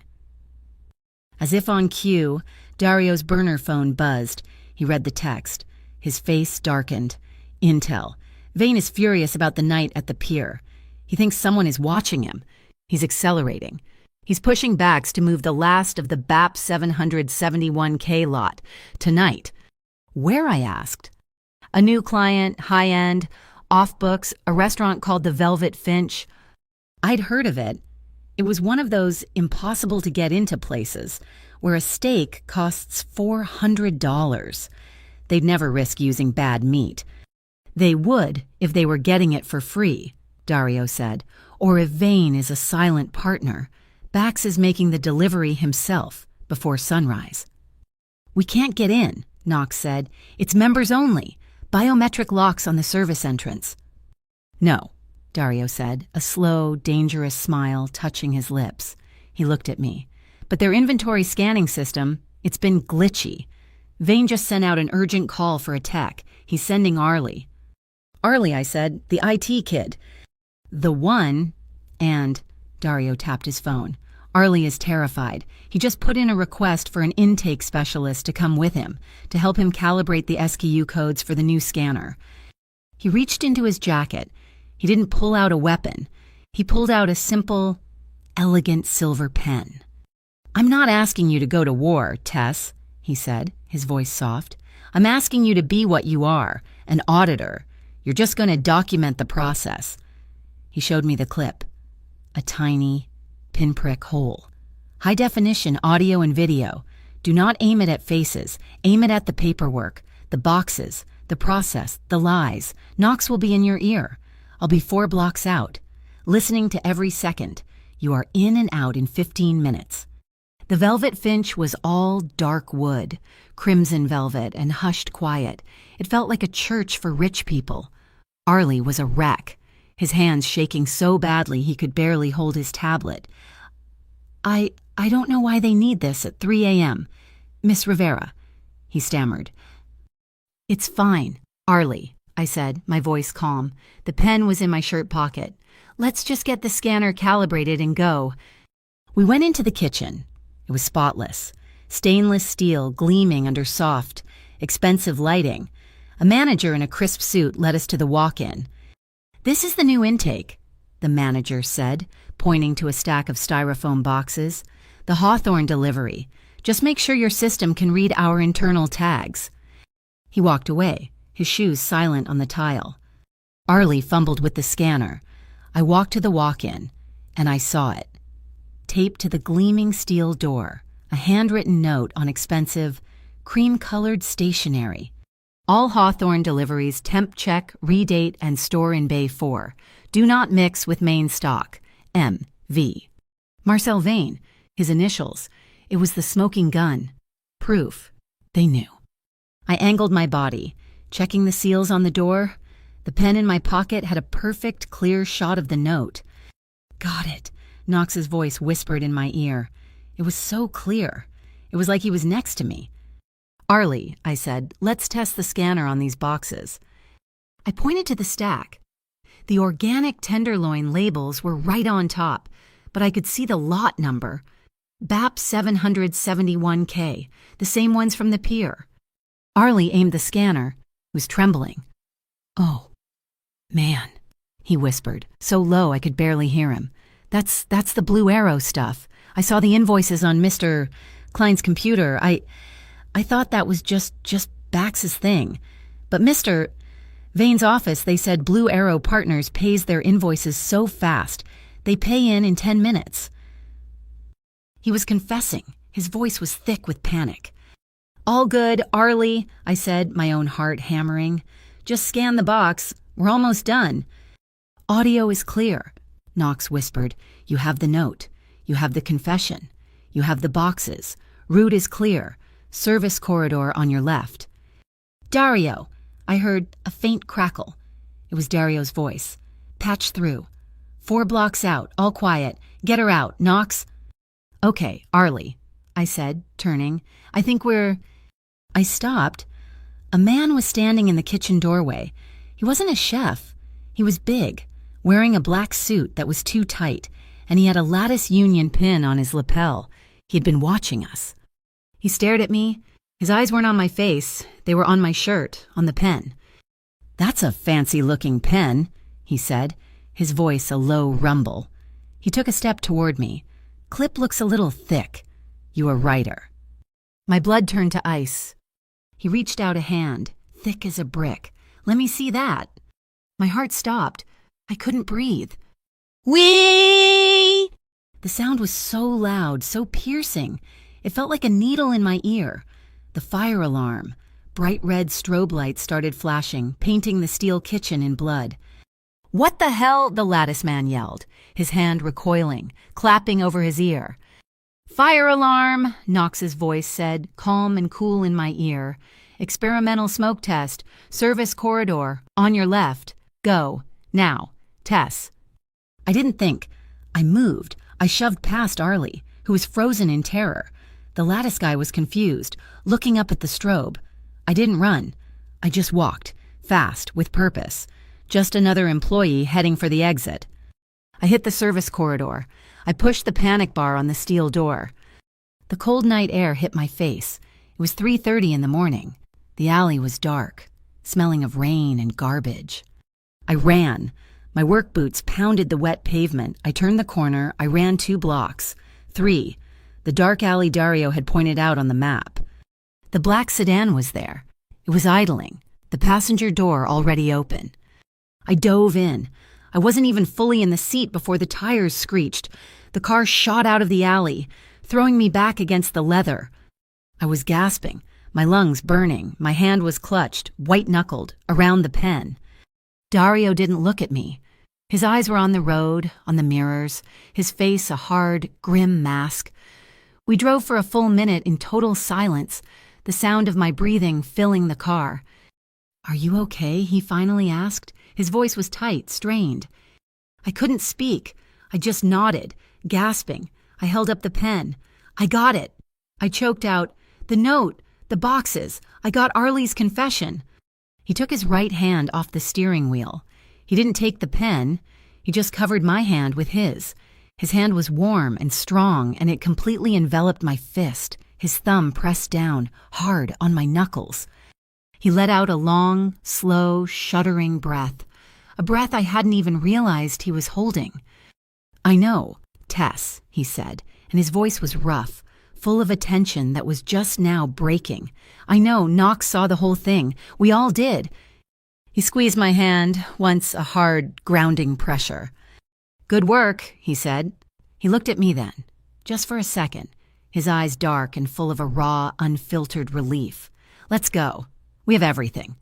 We were on a victory high for almost exactly 12 hours. I was in the sterile, safe house condo, my boots off, my notebook open on the glass coffee table.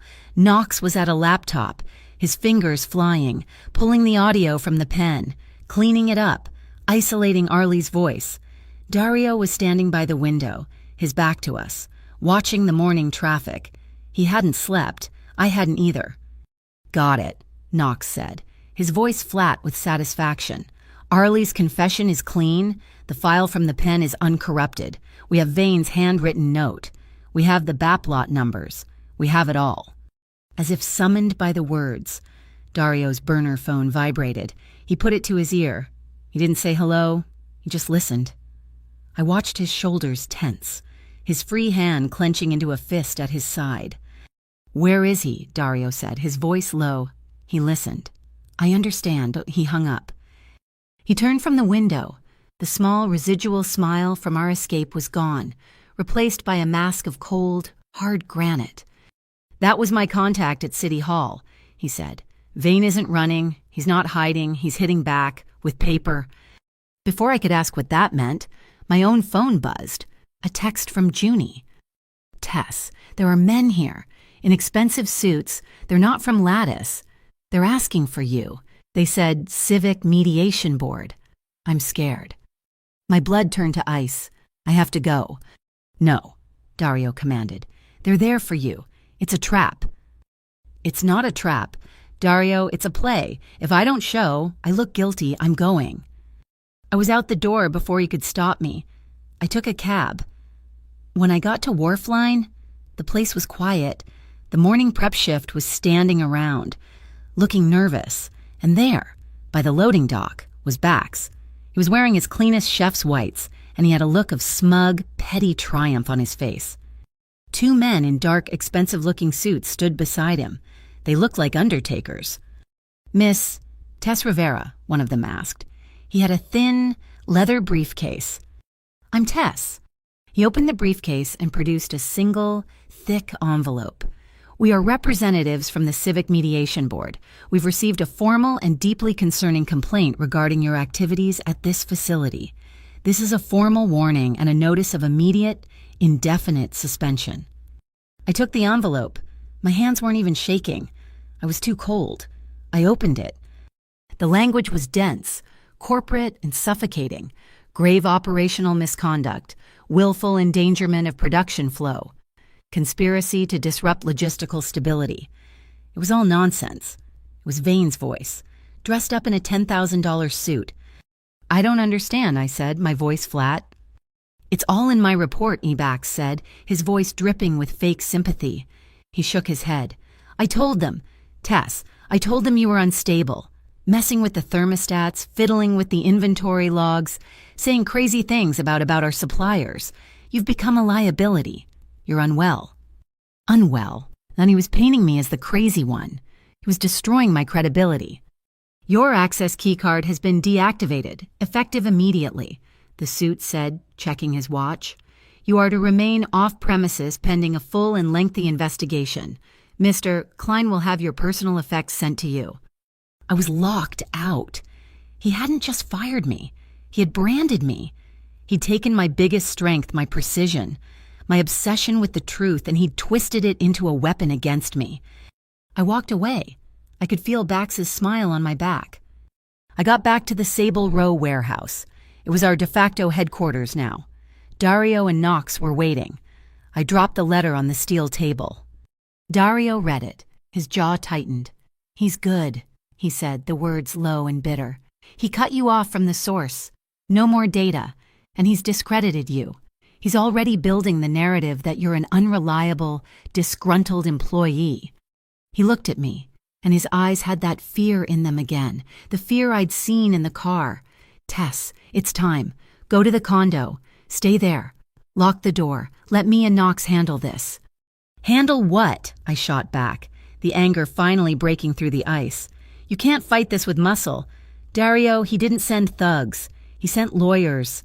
He sent men with clipboards and letterhead. He's not attacking me. He's attacking my story. He's making me the crazy clock girl who got fired for seeing things that weren't there. If I hide, I'm just confirming his narrative. If I go dark, they win the story." I was pacing the concrete floor, my mind racing. We have the data from the pen, we have the logs, we have the twin ledger idea. We don't need to fight his story. We need to tell a better one, a louder one. I stopped. I looked at Dario. "We host the open kitchen night tonight." Dario stared at me. "Here in the spotlight. After this, he'll know exactly where you are." "Good," I said, my voice hard. "Let him. We invite every small-time chef, every food truck owner, every single person in this city who is getting bled dry by the Lattice Union. We don't just show them Vane's lies, we show them the alternative." 2 nights later, the main bay of the Sable Row warehouse was filled with folding chairs. About 35 people showed up. They were men and women I recognized from the produce docks, chefs from small cafes, owners of food trucks. They all had the same look in their eyes, overworked, underpaid, and one bad inspection away from ruin. Dario and Knox stood in the back, by the main door, just 2 more shadows in a warehouse full of them. My hands were shaking. I stood at the front, next to a big whiteboard and a table. On the table was a $12 digital thermometer, a stack of clean logbooks, and a laptop. "Hi," I said. My voice cracked. I cleared my throat. "Hi, my name is Tess Rivera. I used to work intake at Wharfline Commissary. I was suspended 2 days ago because I asked too many questions about the math." I picked up the thermometer. "This is a $12 thermometer. It's the most important tool in our business, and Marcel Vane and the Lattice Union are terrified of it." I turned to the whiteboard. On it, I'd drawn my twin ledger.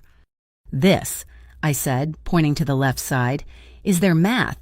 This is a $5,000 supplemental cooling fee charged to Wharfline during a 3-hour, pre-scheduled power outage. This," I tapped a printed-out photo of the label, "is a box of ground beef scrap for render only, being delivered to the Velvet Finch as organic tenderloin. And this," I held up a copy of the Lattice Union fine, "is a $200 fine for inefficient water usage. It's nonsense. It's theft, dressed up as paperwork." A chef in the front row, a woman with flour in her hair, nodded. "They got me for that last week." "And this," I said, pointing to the right side of the board, "is our math. This is the log from our generator, which kicked on during that same power outage. This is our temperature log, checked every 30 minutes by hand, and this is our promise, a clean, verifiable, honest supply chain. We're calling it the Clean Line. You don't pay efficiency fees. You just pay for your food that's safe." The room was silent. I had them. And right on cue, the lights flickered. Then they died. The entire warehouse was plunged into absolute pitch-black darkness. There was a collective gasp, the sound of chairs scraping. "Stay calm," I yelled, my heart leaping into my throat. Dario's voice cut through the dark, low and urgent. "Knox, now!" North Dock. Dario's voice came again, closer. He was at my side. I couldn't see him, but I felt him. They cut the transformer for the whole block. A deep thrum shuddered through the floor. A second later, emergency generators kicked in. Bright, battery-powered floodlights, the kind used for construction, snapped on. Knox was standing by the generator, and Dario's men were positioned around the room, holding the lights. The room was bathed in a harsh, bright light. The crowd was spooked. They were on their feet, heading for the door. "Wait!" I shouted, my voice desperate. This is what they do. This is the game. They cut the power. They make you panic. They force you to take the shortcut. They want you to serve the bad food in the dark. We don't have to. I pointed up at the generator, humming steadily. Our cold storage is secure. Our data is safe. This is why we have a clean system, because it doesn't fail when they want it to fail. Crash. The sound of shattering glass exploded from the office above us. A rock, the size of a fist, flew through the high window and landed on the concrete floor, 10 feet from me. People screamed. A tiny piece of glass, a sharp, triangular shard, flew down and hit my arm. A sharp, sudden sting. I looked down, a small cut, just below my elbow. It wasn't deep, but it was bleeding. Dario moved. He wasn't the calm, controlled landlord. He was the man from the pier. He was a blur, running past me, toward the side door where the rock must have come from. And he was out of the warehouse before the last piece of glass had even hit the floor. I stood there, my hand over the cut, adrenaline singing in my veins. A few seconds later, he was back. His face was pale. The fury was there, cold and terrifying. But the second his eyes landed on me, on my hand covering my arm, it vanished. It was replaced by that raw, agonizing fear I'd seen in the car. He ignored the 30 stunned people. He ignored Knox. He walked straight to me. He pulled my hand away from my arm. "You're hit," he said. His voice was a low, rough whisper. "Dario, it's a scratch," I hissed, embarrassed. "I'm fine." "You're bleeding." He grabbed my other arm and pulled me, hard, into the office, out of sight of the crowd. He grabbed the first aid kit from the wall. His hands were shaking. This man, who ran the Castillo Syndicate, was shaking from a paper-cut-sized scratch. He ripped open an antiseptic wipe, his movements rough. "Dario," I said, putting my good hand over his. "Hey!" He stopped. He looked at me, his breathing ragged. We were in the small, dark office, the sound of the panicked crowd muffled. He was too close. I could feel his breath on my face. "I should have made you stay at the condo," he whispered. "No," I said, my voice soft. "This is where I'm supposed to be." I reached up, my fingers touching his cheek. The skin was rough with stubble. "I'm okay." He closed his eyes, just for a second, a shudder going through him. He leaned into my touch. It was a moment of pure, grounding vulnerability. Then he pulled back. The mask was on, but his eyes were still raw. "Stay here." "No." I pulled my arm away, grabbed a simple bandage and pressed it on the cut. "I'm finishing this." I walked back out. The crowd was silent, watching me. "They're desperate," I said, my voice ringing with a new, hard confidence. I held up my bandaged arm. "Because the truth, it scares them. They can cut the lights, they can throw rocks, but they can't change the math. So, who wants to see a real logbook?" The next morning, the phone at Sable Row started ringing, and it didn't stop. The chef from the front row. She moved her entire contract. 3 other restaurants, all big clients of Vane's, pulled their accounts, citing logistical concerns. The Velvet Finch posted a sign, "Closed for renovations." We had won. We won the narrative. The victory felt good for about 5 minutes. Then Knox's intel came in. Vane was apoplectic. He had summoned Bax. The message wasn't complicated. "She has a drive. The data from the pier, the pen. Get that drive. I don't care how." My personal phone rang, not the burner. It was Junie. Her voice was a terrified whisper. "Tess, oh my God, are you okay? I heard they said you were—" "Oh, Tess, Bax is here. He says he has your last check." And your personal stuff from your locker.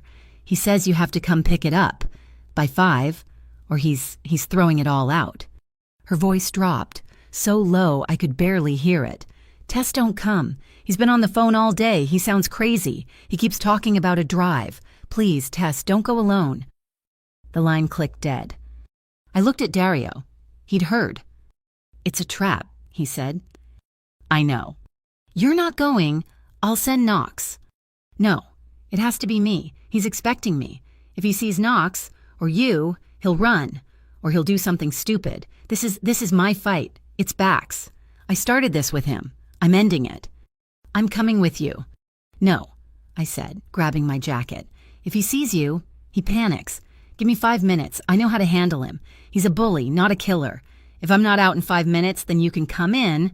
Then you can be the syndicate." He didn't like it. He hated it. But he saw the look in my eyes. He nodded once. I wasn't stupid. I went to the condo first. I took the small, black USB drive, the one Dario had given me at the pier. I took out the insole of my left work boot. I taped the drive flat to the bottom of the shoe. I put the insole back in. Then I took a tiny, credit card-thin digital recorder. I slid it into my right shoe, flat against my ankle, under my sock. I walked up to the back door of the Wharfline Commissary at 4:55 p.m. I pressed the record button through the thin canvas of my boot. I pushed the door open. The kitchen was dark, empty. The night crew wasn't in yet. The only light was the weak fluorescent glow from Bax's office. I walked in. He was there. He wasn't smug. He was green. He was sweating, and his eyes were darting around like a cornered rat. "Rivera, good, you came." He was trying to sound in charge. "Where's my check, Bax?" "Right here. Right here." He patted a white envelope on his desk. "And your stuff." A small cardboard box with my extra apron and a pair of worn-out kitchen clogs. "Just one thing." He turned, and he threw the deadbolt on the office door. The click of the lock was the loudest sound I had ever heard. Vane's pissed. He was whispering, his voice cracking. He was advancing on me. You really messed things up. That stun at Sable Row? He just wants the drive. Tess, the one Castillo gave you. The data. The pen. Just give it to me. And all this, it all goes away. You get your check. You can go." He was close now. I could smell the sour sweat on him. I held my ground. The recorder in my shoe was catching every word. "What drive? Bax, I don't know what you're talking about." "Don't play dumb," he shouted, spittle flying from his lips. "The drive, the data. He'll ruin me. Tess, you don't understand." "Bax," I said, and my voice was perfectly, surprisingly calm. "You're the one who doesn't understand. Vane is done. We won. Those chefs, they're all leaving him. He's finished. You don't need to save him. You need to save yourself." "Save myself." "I don't have a drive," I said, looking him right in the eye. "I just have the truth, and the truth is already out." He stared at me, saw I wasn't scared, and he believed me. He believed I didn't have it, which meant Vane wasn't going to get what he wanted, which meant Bax was the one who was finished. "You," his face, which had been pale with fear, suddenly flushed purple with rage. He was a cornered animal. "You're lying." He lunged. He wasn't aiming for a drive. He was aiming for me. His hand was raised. Slam. The door didn't just open. It exploded inward. The deadbolt, the lock, the wood of the frame, it all splintered, blasted apart. Dario was standing there. He wasn't angry. He wasn't tense. He was past all that. He was just dark, a solid, cold shadow, filling the doorway. His eyes were not on me. They were on Bax. They were on Bax's raised hand. I let out the breath I'd been holding. My 5 minutes, I breathed. Dario's eyes flicked to me, then back to Bax. My math was off. He said, Bax's lunge was pure, unthinking rage. He was a bull. All weight and forward momentum. His hands clawed. Dario didn't meet the lunge. He was fluid. He stepped inside the attack, not away from it. His hand, the right one, shot out, but not as a punch. It was a flat palm, an iron-hard shove to Bax's breastbone. At the same moment, his left hand grabbed Bax's advancing shoulder. It was a perfect, violent pivot. Bax didn't hit me, and he didn't hit Dario. His own momentum, redirected, sent him smashing sideways into the metal filing cabinet. His head hit the steel with a sickening thwack, and he slid to the floor, dazed. It took maybe 1 second. Bzzzt! A loud, mechanical buzz. Not from the fight, from the hallway. Tess, now. It was Junie's voice, high and panicked. I looked at the shattered office door. Dario didn't look at me. His eyes were locked on Bax, who was groaning, pushing himself up. Go, Dario said. His voice was a flat, cold command. I ran. I vaulted over the splintered remains of the door frame. The main kitchen was dark, but the exit door, the one that led to the dry stock hallway, was wide open. Junie was there, her face paper white, holding the door open.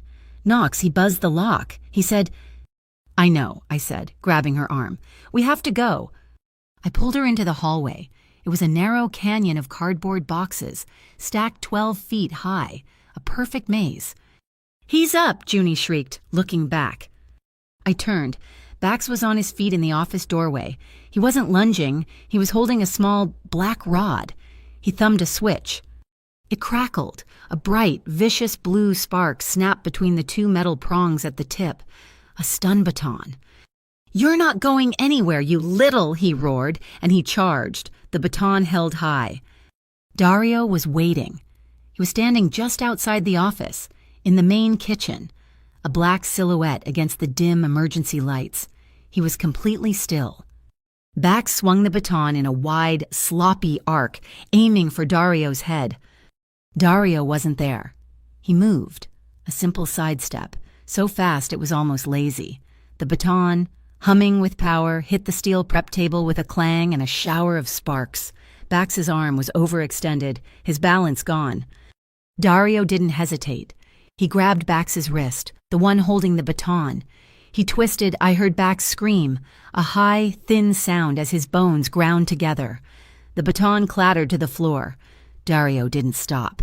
He spun Bax around, forced the locked arm up high behind his back, and slammed him, face first, onto the greasy floor. Dario was on top of him, one knee planted firmly in the center of Bax's back, his hand still crushing Bax's wrist. The fight was over. Dario wasn't even breathing hard. Knox, he said, speaking to the air, exit. Problem, boss. Knox's voice came, not from an earpiece, but from the dock. He was at the far end of the kitchen, by the main loading bay. The big steel shutter was half open, and 4 men were silhouetted against the streetlights. They were wearing lattice union vests. Bax wasn't alone, Knox said, his voice as calm as if he were ordering coffee. Dario's knee stayed on Bax's back. Bax was blubbering, his face pressed to the tile. 4 of them, Dario said. He looked at the men. They looked at him. A standoff. This wasn't a fight he wanted, not here. Not with me and Junie in a hallway of flammable cardboard. He made a decision. He hauled Bax up by the collar, shoving him toward the 4 men. Bax stumbled, whimpering. Get him out of my sight, Dario said. His voice wasn't loud, but it echoed in the dead kitchen. Bax froze, halfway between Dario and his men. Wait, Dario said. Bax turned, his eyes wide with terror. Dario stepped into the dim light. Give your boss a message, he said. Tell Marcel Vane the rules of engagement just changed. The lattice men grabbed Bax by the arms and practically dragged him out onto the pier. They were gone. Dario turned. He looked at me and Junie, hiding in the stock hall. He walked toward us. His steps measured. He picked up the stun baton from the floor, looked at it, and then tossed it into a vat of cold sanitizer solution. It hissed and died. I didn't realize I was shaking until I was in the parking lot. I was leaning against the cold metal of Knox's boring gray sedan. The adrenaline was draining out of me so fast my knees felt like water. My hands, my legs, my jaw, everything was vibrating. The recorder in my right shoe felt like a brick. The USB in my left felt like a lump of lead. Dario came around the car. Knox was already in the driver's seat, talking low into a phone. Junie was in the back, crying silently. Tess, Dario said. I couldn't answer. I was just trying to breathe. He was in front of me. He put his hand on my shoulder. You're safe. I know, I whispered, but my teeth were chattering. He looked at me, his eyes clinical, assessing. The protector was back. He put 2 fingers against the pulse in my neck. Then he put his palm, his warm, dry palm, flat against my forehead. You're cold, he said. Are you dizzy? Did you hit your head? No, I whispered. Just the adrenaline. His hand was so steady, so solid. It was the only thing in the whole spinning, crazy world that felt real. I don't know why I did it. I couldn't stop. My hand came up, my fingers, still shaking, and I grabbed the sleeve of his jacket. I grabbed it like a lifeline. I took a step, a stumbling, uncontrolled step, and I just leaned. I pressed my forehead against his chest, right against the solid wall of his sternum. I closed my eyes. I heard his breath hitch, just for a second. I wasn't trying to be romantic. I wasn't trying to kiss him. I was just trying to not fall down. I just needed to borrow his strength. I could smell the faint, clean scent of his shirt, mixed with the cold night air and the metallic tang of the fight. He didn't move. He didn't put his arms around me. He didn't push me away. He just let me stand there. He let me hold on. He became my anchor. It was probably only 5 seconds. It felt like an hour. Boss? Knox's voice from the driver's window cut through the moment. I pulled back, my face burning. I didn't let go of his sleeve. What? Dario said, his voice rough. He didn't look at me. He looked at Knox. Bad news, Knox said. That wasn't the only play. The attack on you was Plan A. Plan B just hit my inbox. What is it? A mole inside the Civic Mediation Board. They just got an emergency petition from Vane's lawyers. They're filing a preliminary injunction, a stop work order, on the Sable Row warehouse. My blood went cold. What? Why? Anonymous tips, Knox said, his voice flat. Sudden concerns about code violations, unsafe electrical wiring. They're citing the blackout. They're claiming our generator is a fire hazard. Vane is using the city. He's using the same paper game he used on you. But this time, he's shutting down the whole clean line. When? Dario asked. A judge will sign it at 9 a.m. tomorrow. We'll be padlocked by 10. This was it. We were done. All that work, the presentation, the drivers, all of it. Vane had just beaten us with a pen. I let go of Dario's sleeve. He looked at me. He saw the defeat in my eyes. No, he said. It was a growl. He looked at Knox. He thinks he has until 9 a.m. He thinks he's won. He pulled out his phone. He's wrong. What are you doing? I asked. He's shutting us down with ink, and Dario said, his thumb flying across the screen. We're going to burn him down with data. We're not waiting. We're pushing the twin ledgers public. Right now. How? I said. It's the middle of the night, the press. To hell with the press, Dario said. The press are Vane's friends. We're not going to the newspapers. We're going to the market. He was already dialing. Get me every driver on my payroll. Get me every independent courier you know. Get me the chefs from the other night. Tell them emergency meeting. Sable Row, 1 hour. He looked at me. The fire was back. But we're missing the final piece. The knife. What we have is fake accounting, Dario said. I want to prove why it's fake, in a way a truck driver can understand. I need the dockside power rate schedules. And I need the bill of lading manifests from the Port Authority, the ones that show his trucks and the Blue Arrow trucks checking in at the same gate. I think I know how, I said. The Port Authority's billing system. It's online. It's ancient. I used to use it to check my dad's overtime. If I can get in. Knox, Dario commanded. Get Tess a laptop. Get Junie home, in a clean car, and put a man on her building. We meet at Sable Row in 45 minutes. It wasn't a speech. It was a war drum. The warehouse was buzzing. It was 3 a.m.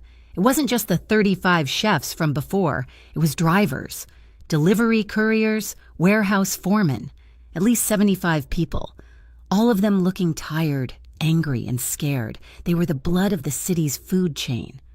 I had the data, The power schedules were a public file. Vane's supplemental cooling fee was a 400% markup over the city's actual emergency rate. The bills of lading were even better.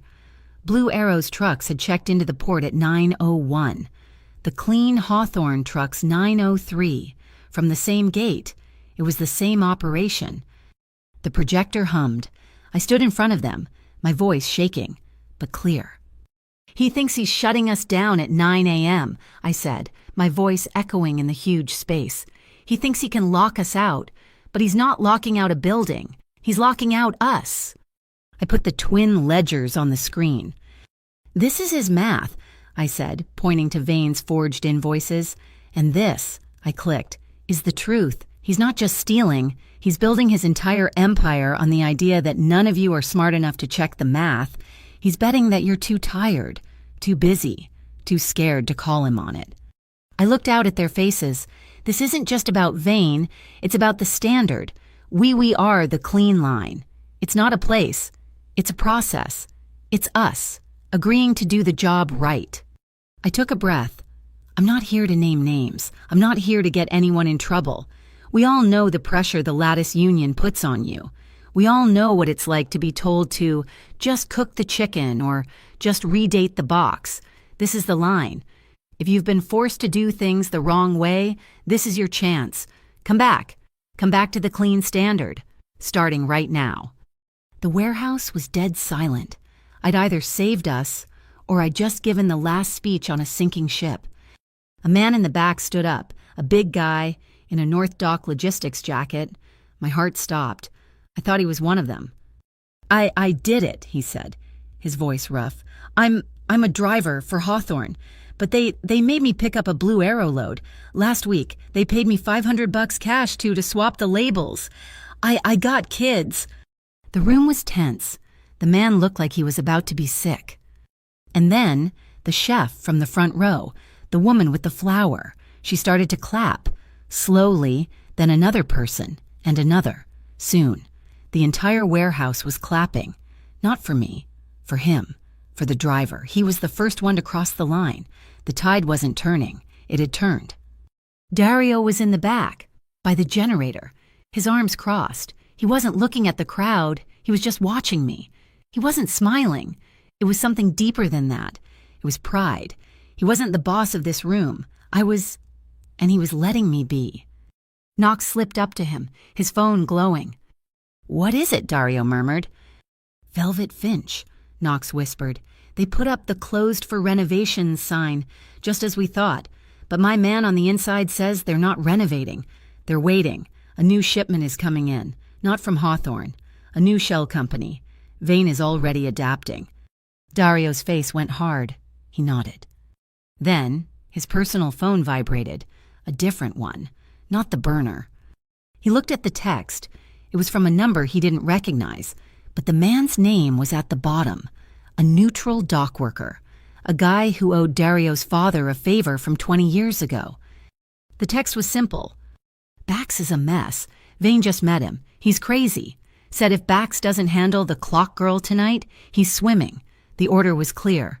Solve the problem permanently. The meeting at Sable Row broke apart, not in fear, but in anger. It was a wave of energy.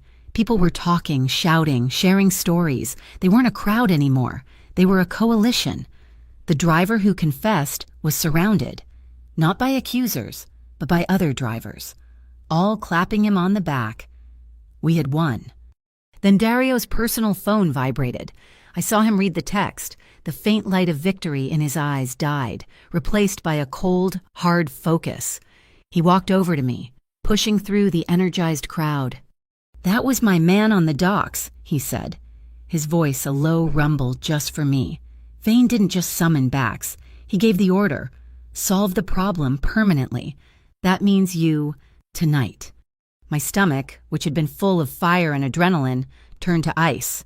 So what do? We move now. You're not going back to the condo. You're not going anywhere I can't see. He gripped my arm, his fingers firm. "Knox, we're taking the bridge route to the North Shore safe house." We were in his sedan 2 minutes later. The rain had turned biblical. a full-on Port Laurels gale. It was a solid wall of water, and the wind was so strong it was rocking the heavy car. The hollow bridge loomed in front of us, its black steel frame screaming as the wind tore through it. The sound was like a roaring animal. Halfway across, Dario slowed. Two black SUVs parked sideways, blocking the entire bridge. "They're here," he said. His voice was completely calm. He put the car in park. "Stay in the car, Tess. Lock the door when I get out." "Dario, no." "Lock the door." He got out. The wind ripped his door open, slamming it back against its hinges. Knox's car, which had been right behind us, pulled up, blocking our rear. Knox got out, 2 of them. The doors of the SUVs opened. 6 men, all in black, all wearing lattice union vests, they fanned out, creating a wall. And then, from the passenger seat of the lead SUV, a man got out. He wasn't a thug. He was immaculate. He wore a beautiful, expensive black raincoat. He opened a heavy black umbrella, which instantly threatened to turn inside out. It was Marcel Vane. I unlocked the door. "Tess," Dario yelled, seeing me. "This is about me." I yelled back over the wind. I stepped out. The rain hit me like a fist, instantly drenching me, plastering my hair to my skull. I pulled the hood of my jacket up, but it was useless. Vane looked at me, and he was standing in the glare of his own headlights.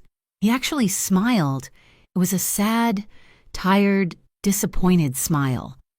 "This is it," he said, his voice surprisingly carrying over the storm. "This is the clock girl, the one who broke my entire distribution chain, a soaked-through prep cook." The lattice men closed in, forming a loose semicircle. They were between me and Dario. "Oh, Bax was supposed to handle this," Vane sighed, shaking his head. "He's an idiot. You are just a nuisance. Give me the drive. Child, the one from the pen and the one Castillo gave you, give them to me, and I'll let you go home. You can go back to checking thermometers." I shoved my frozen hands into my jacket pockets. I could feel the plastic-wrapped sheaf of papers in one. I could feel the hard lump of the real drive in my boot. "It's too late, Mr. Vane!" I shouted, my voice clear and hard. "The data is already out. You can't stop it."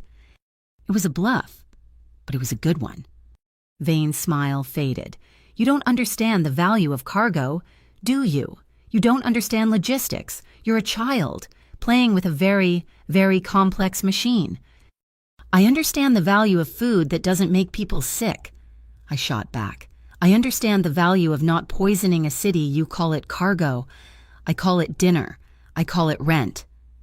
I call it the truth." Vane's face went from bored to furious. The mask of the clean, reliable CEO was gone. He was the man who ordered hits.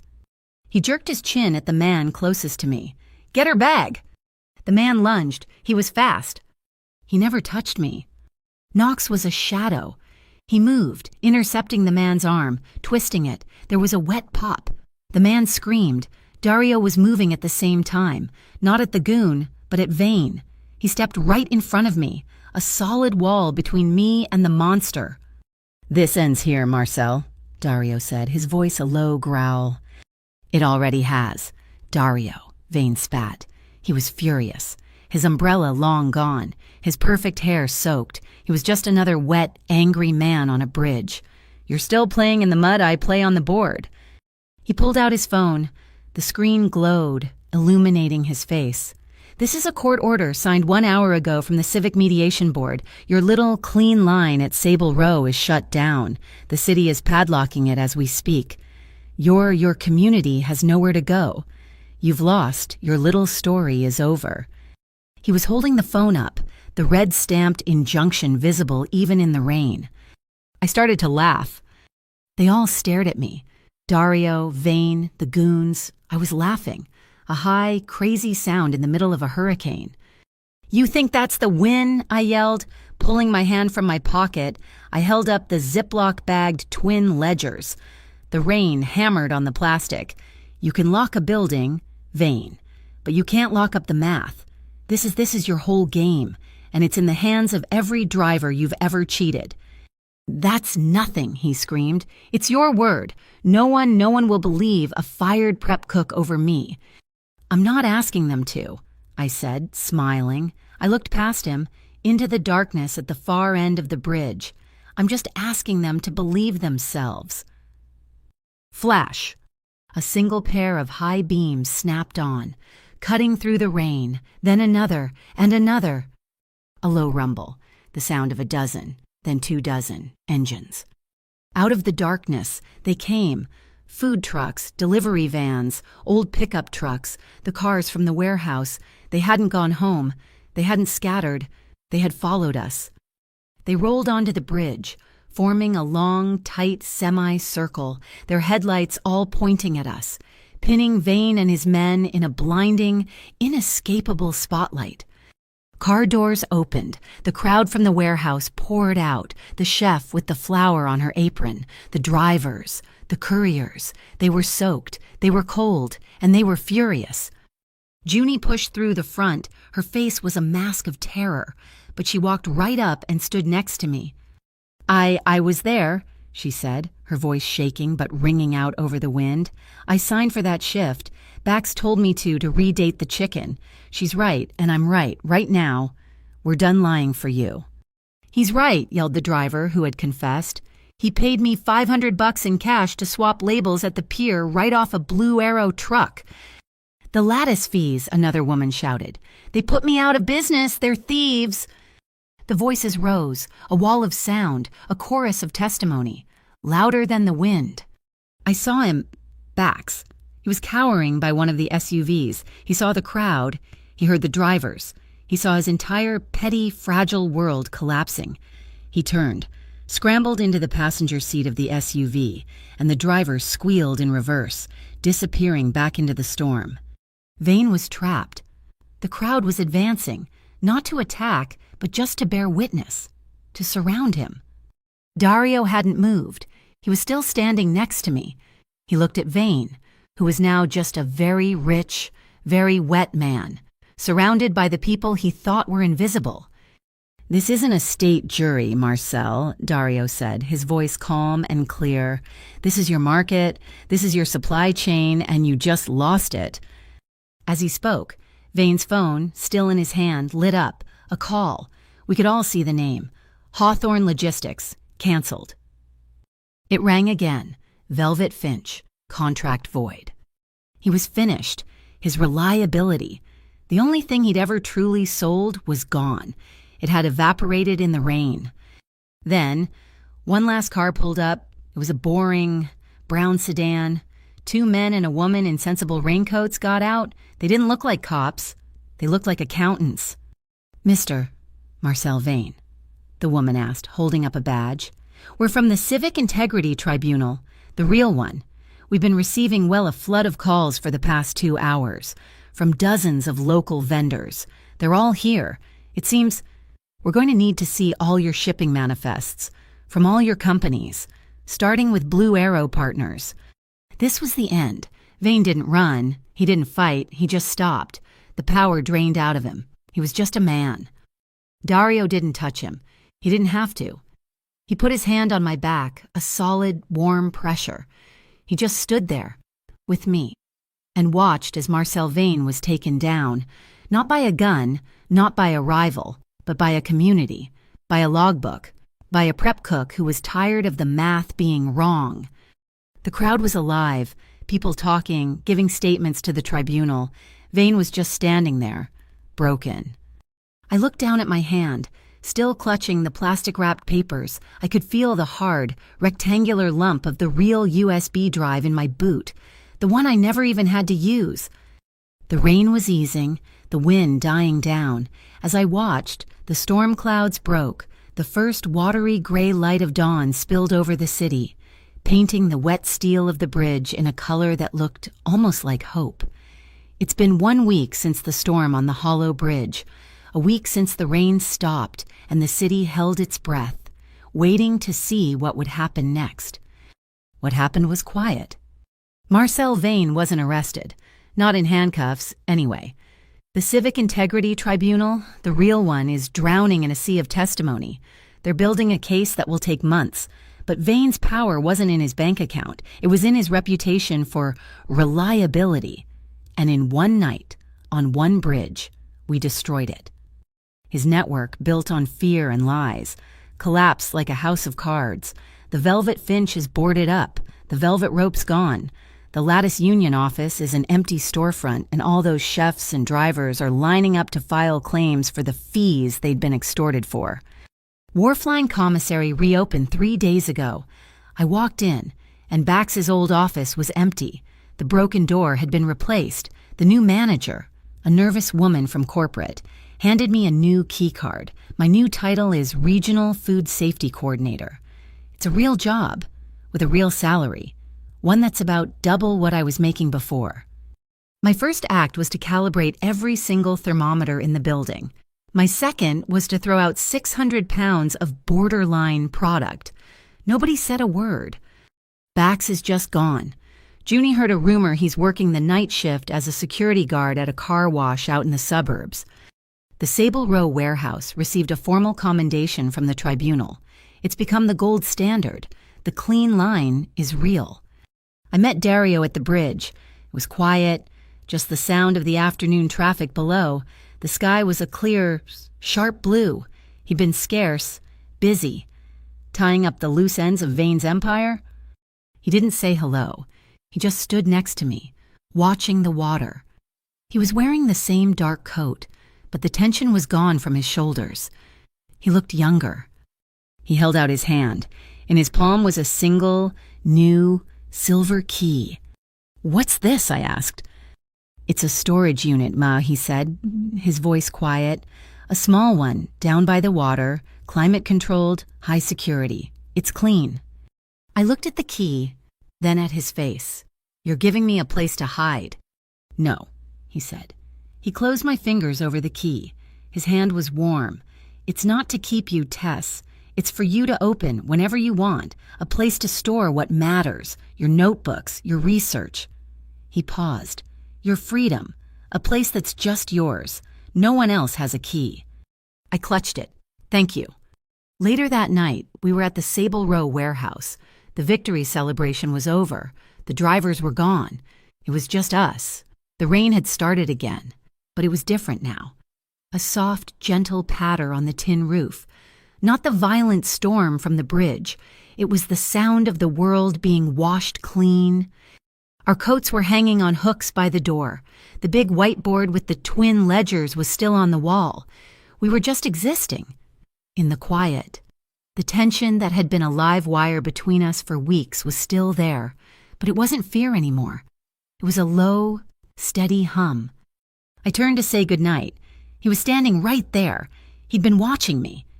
"You did it, Clock Girl," he said, his voice barely a whisper. "No," I said, shaking my head. "We did." He stepped closer. The space between us shrank, from feet to inches. He reached out and, just like he did in the car, he brushed a stray piece of hair from my cheek, but this time, his hand lingered. "This is," he started, but he didn't seem to have the words. So I gave them to him. I leaned in and kissed him. It wasn't like the first time. It wasn't the desperate, rain-soaked, adrenaline-fueled kiss in the car. This was slow. It was deliberate. It was an agreement. His lips were soft and sure, and they tasted like the clean night air. His hands came up to cup my face, his thumbs brushing my cheekbones. My hands, my scarred, calloused hands, didn't grab his jacket. They found his. I interlaced my fingers with his. His grip was strong, solid, real. He pulled back, just an inch, just enough for our breath to mingle. His forehead rested against mine. His breathing was unsteady.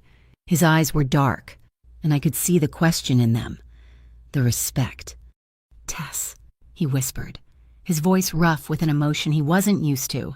Are you sure?" I didn't answer with words. I just smiled, a real, quiet, sure smile. I tightened my grip on his hands, and I pulled. He came willingly.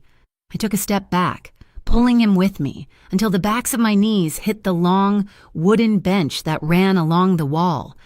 We fell onto it, a tangle of arms and legs, a soft, breathless laugh escaping me. He was leaning over me, his hands braced on either side of my head, caging me in. But it wasn't a cage, it was a fortress. The rain pattered on the roof above us, a gentle, steady rhythm. He just looked at me, and all I could feel was the warmth of him, the clean scent of his skin, and the look in his eyes that was all me. My skin was tingling. My breath was catching in my throat. This was the man who had torn down a fake certificate, who had faced down a dock full of thugs, who had given me a key to my own freedom.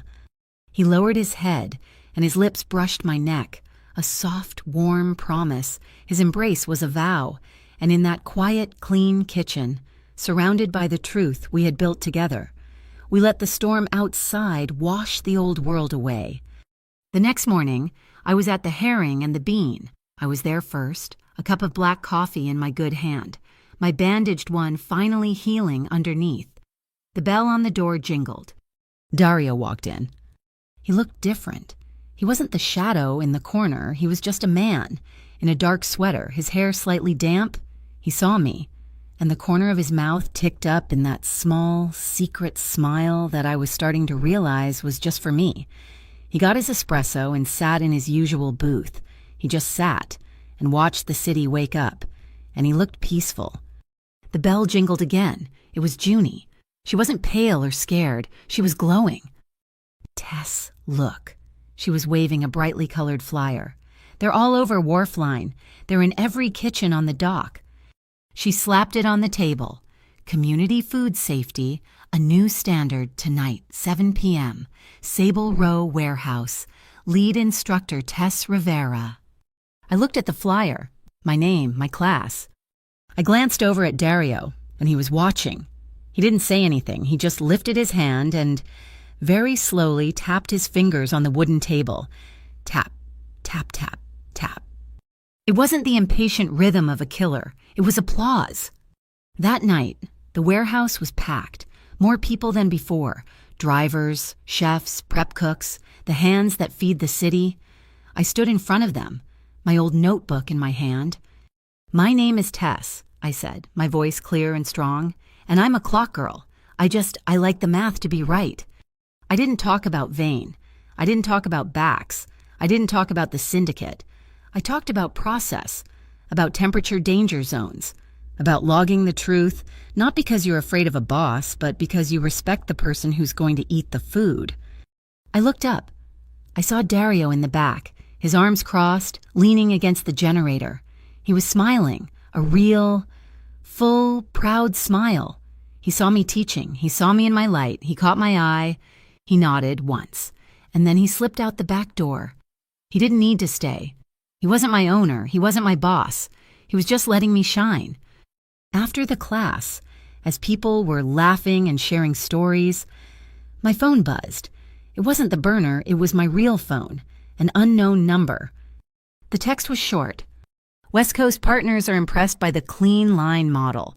They want to open a new Clean Standard warehouse in Los Angeles. Are you ready to take this standard national? The signature made my heart stop. Castillo Logistics Clean Line Division. I looked at the text. I looked at the crowd of people, my people, who were finally learning to trust their food again. I looked at the key in my pocket, the key to my freedom. I typed my reply. Yes, I'm ready, but Port Laurel's is home base. We build from here. I found him later, where it all started, on the docks. The wind was cold, sharp, and it smelled of salt and diesel.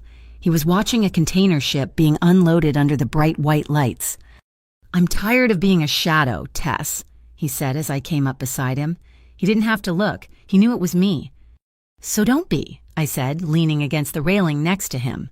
Stand in the light with me. The kitchen light is pretty bright. He smiled, that slow, real smile. It is. He reached into his coat. One last thing. He handed me a thin manila envelope, not money, paperwork. I opened it. My blood ran cold. Just for a second, it was the original incorporation file for the Urban Commerce Bureau. The fake one. The one Bax had on his wall. I don't understand, I whispered. It was Vanes, he said quietly. It was his first shell company. From 10 years ago, he didn't just use the fake bureau, Tess. He created it. He built the entire system of lies from the ground up. I looked at the file, at the spider web of names and LLCs. He's not really gone, is he? No, Dario said. He wasn't grim. He was just stating a fact. His network is cut, but the roots are deep. The game is still there. I looked at the paperwork. I looked at him. I wasn't scared. He wasn't celebrating. The war wasn't over. The first long, terrible battle was, and we had won. I slipped the file under my arm. I reached out and took his hand, not his sleeve, his hand, his fingers, strong and calloused, closed around mine. Well, I said, looking out at the glittering lights of the port, it's a good thing I keep meticulous notes. He squeezed my hand, and together, we turned away from the shadows and walked back toward the light of the kitchen. Thank you so much for listening to this story. I'm so curious. Where in the world are you listening from right now? Let me know in the comments so we can all connect. And if you enjoyed this ride, please subscribe to the channel, Mafia Boss Stories, and like this video. It really helps. And if you want to give this story an extra boost, hit that hype button. It tells the algorithm that you loved it and helps more people find us. Thank you again.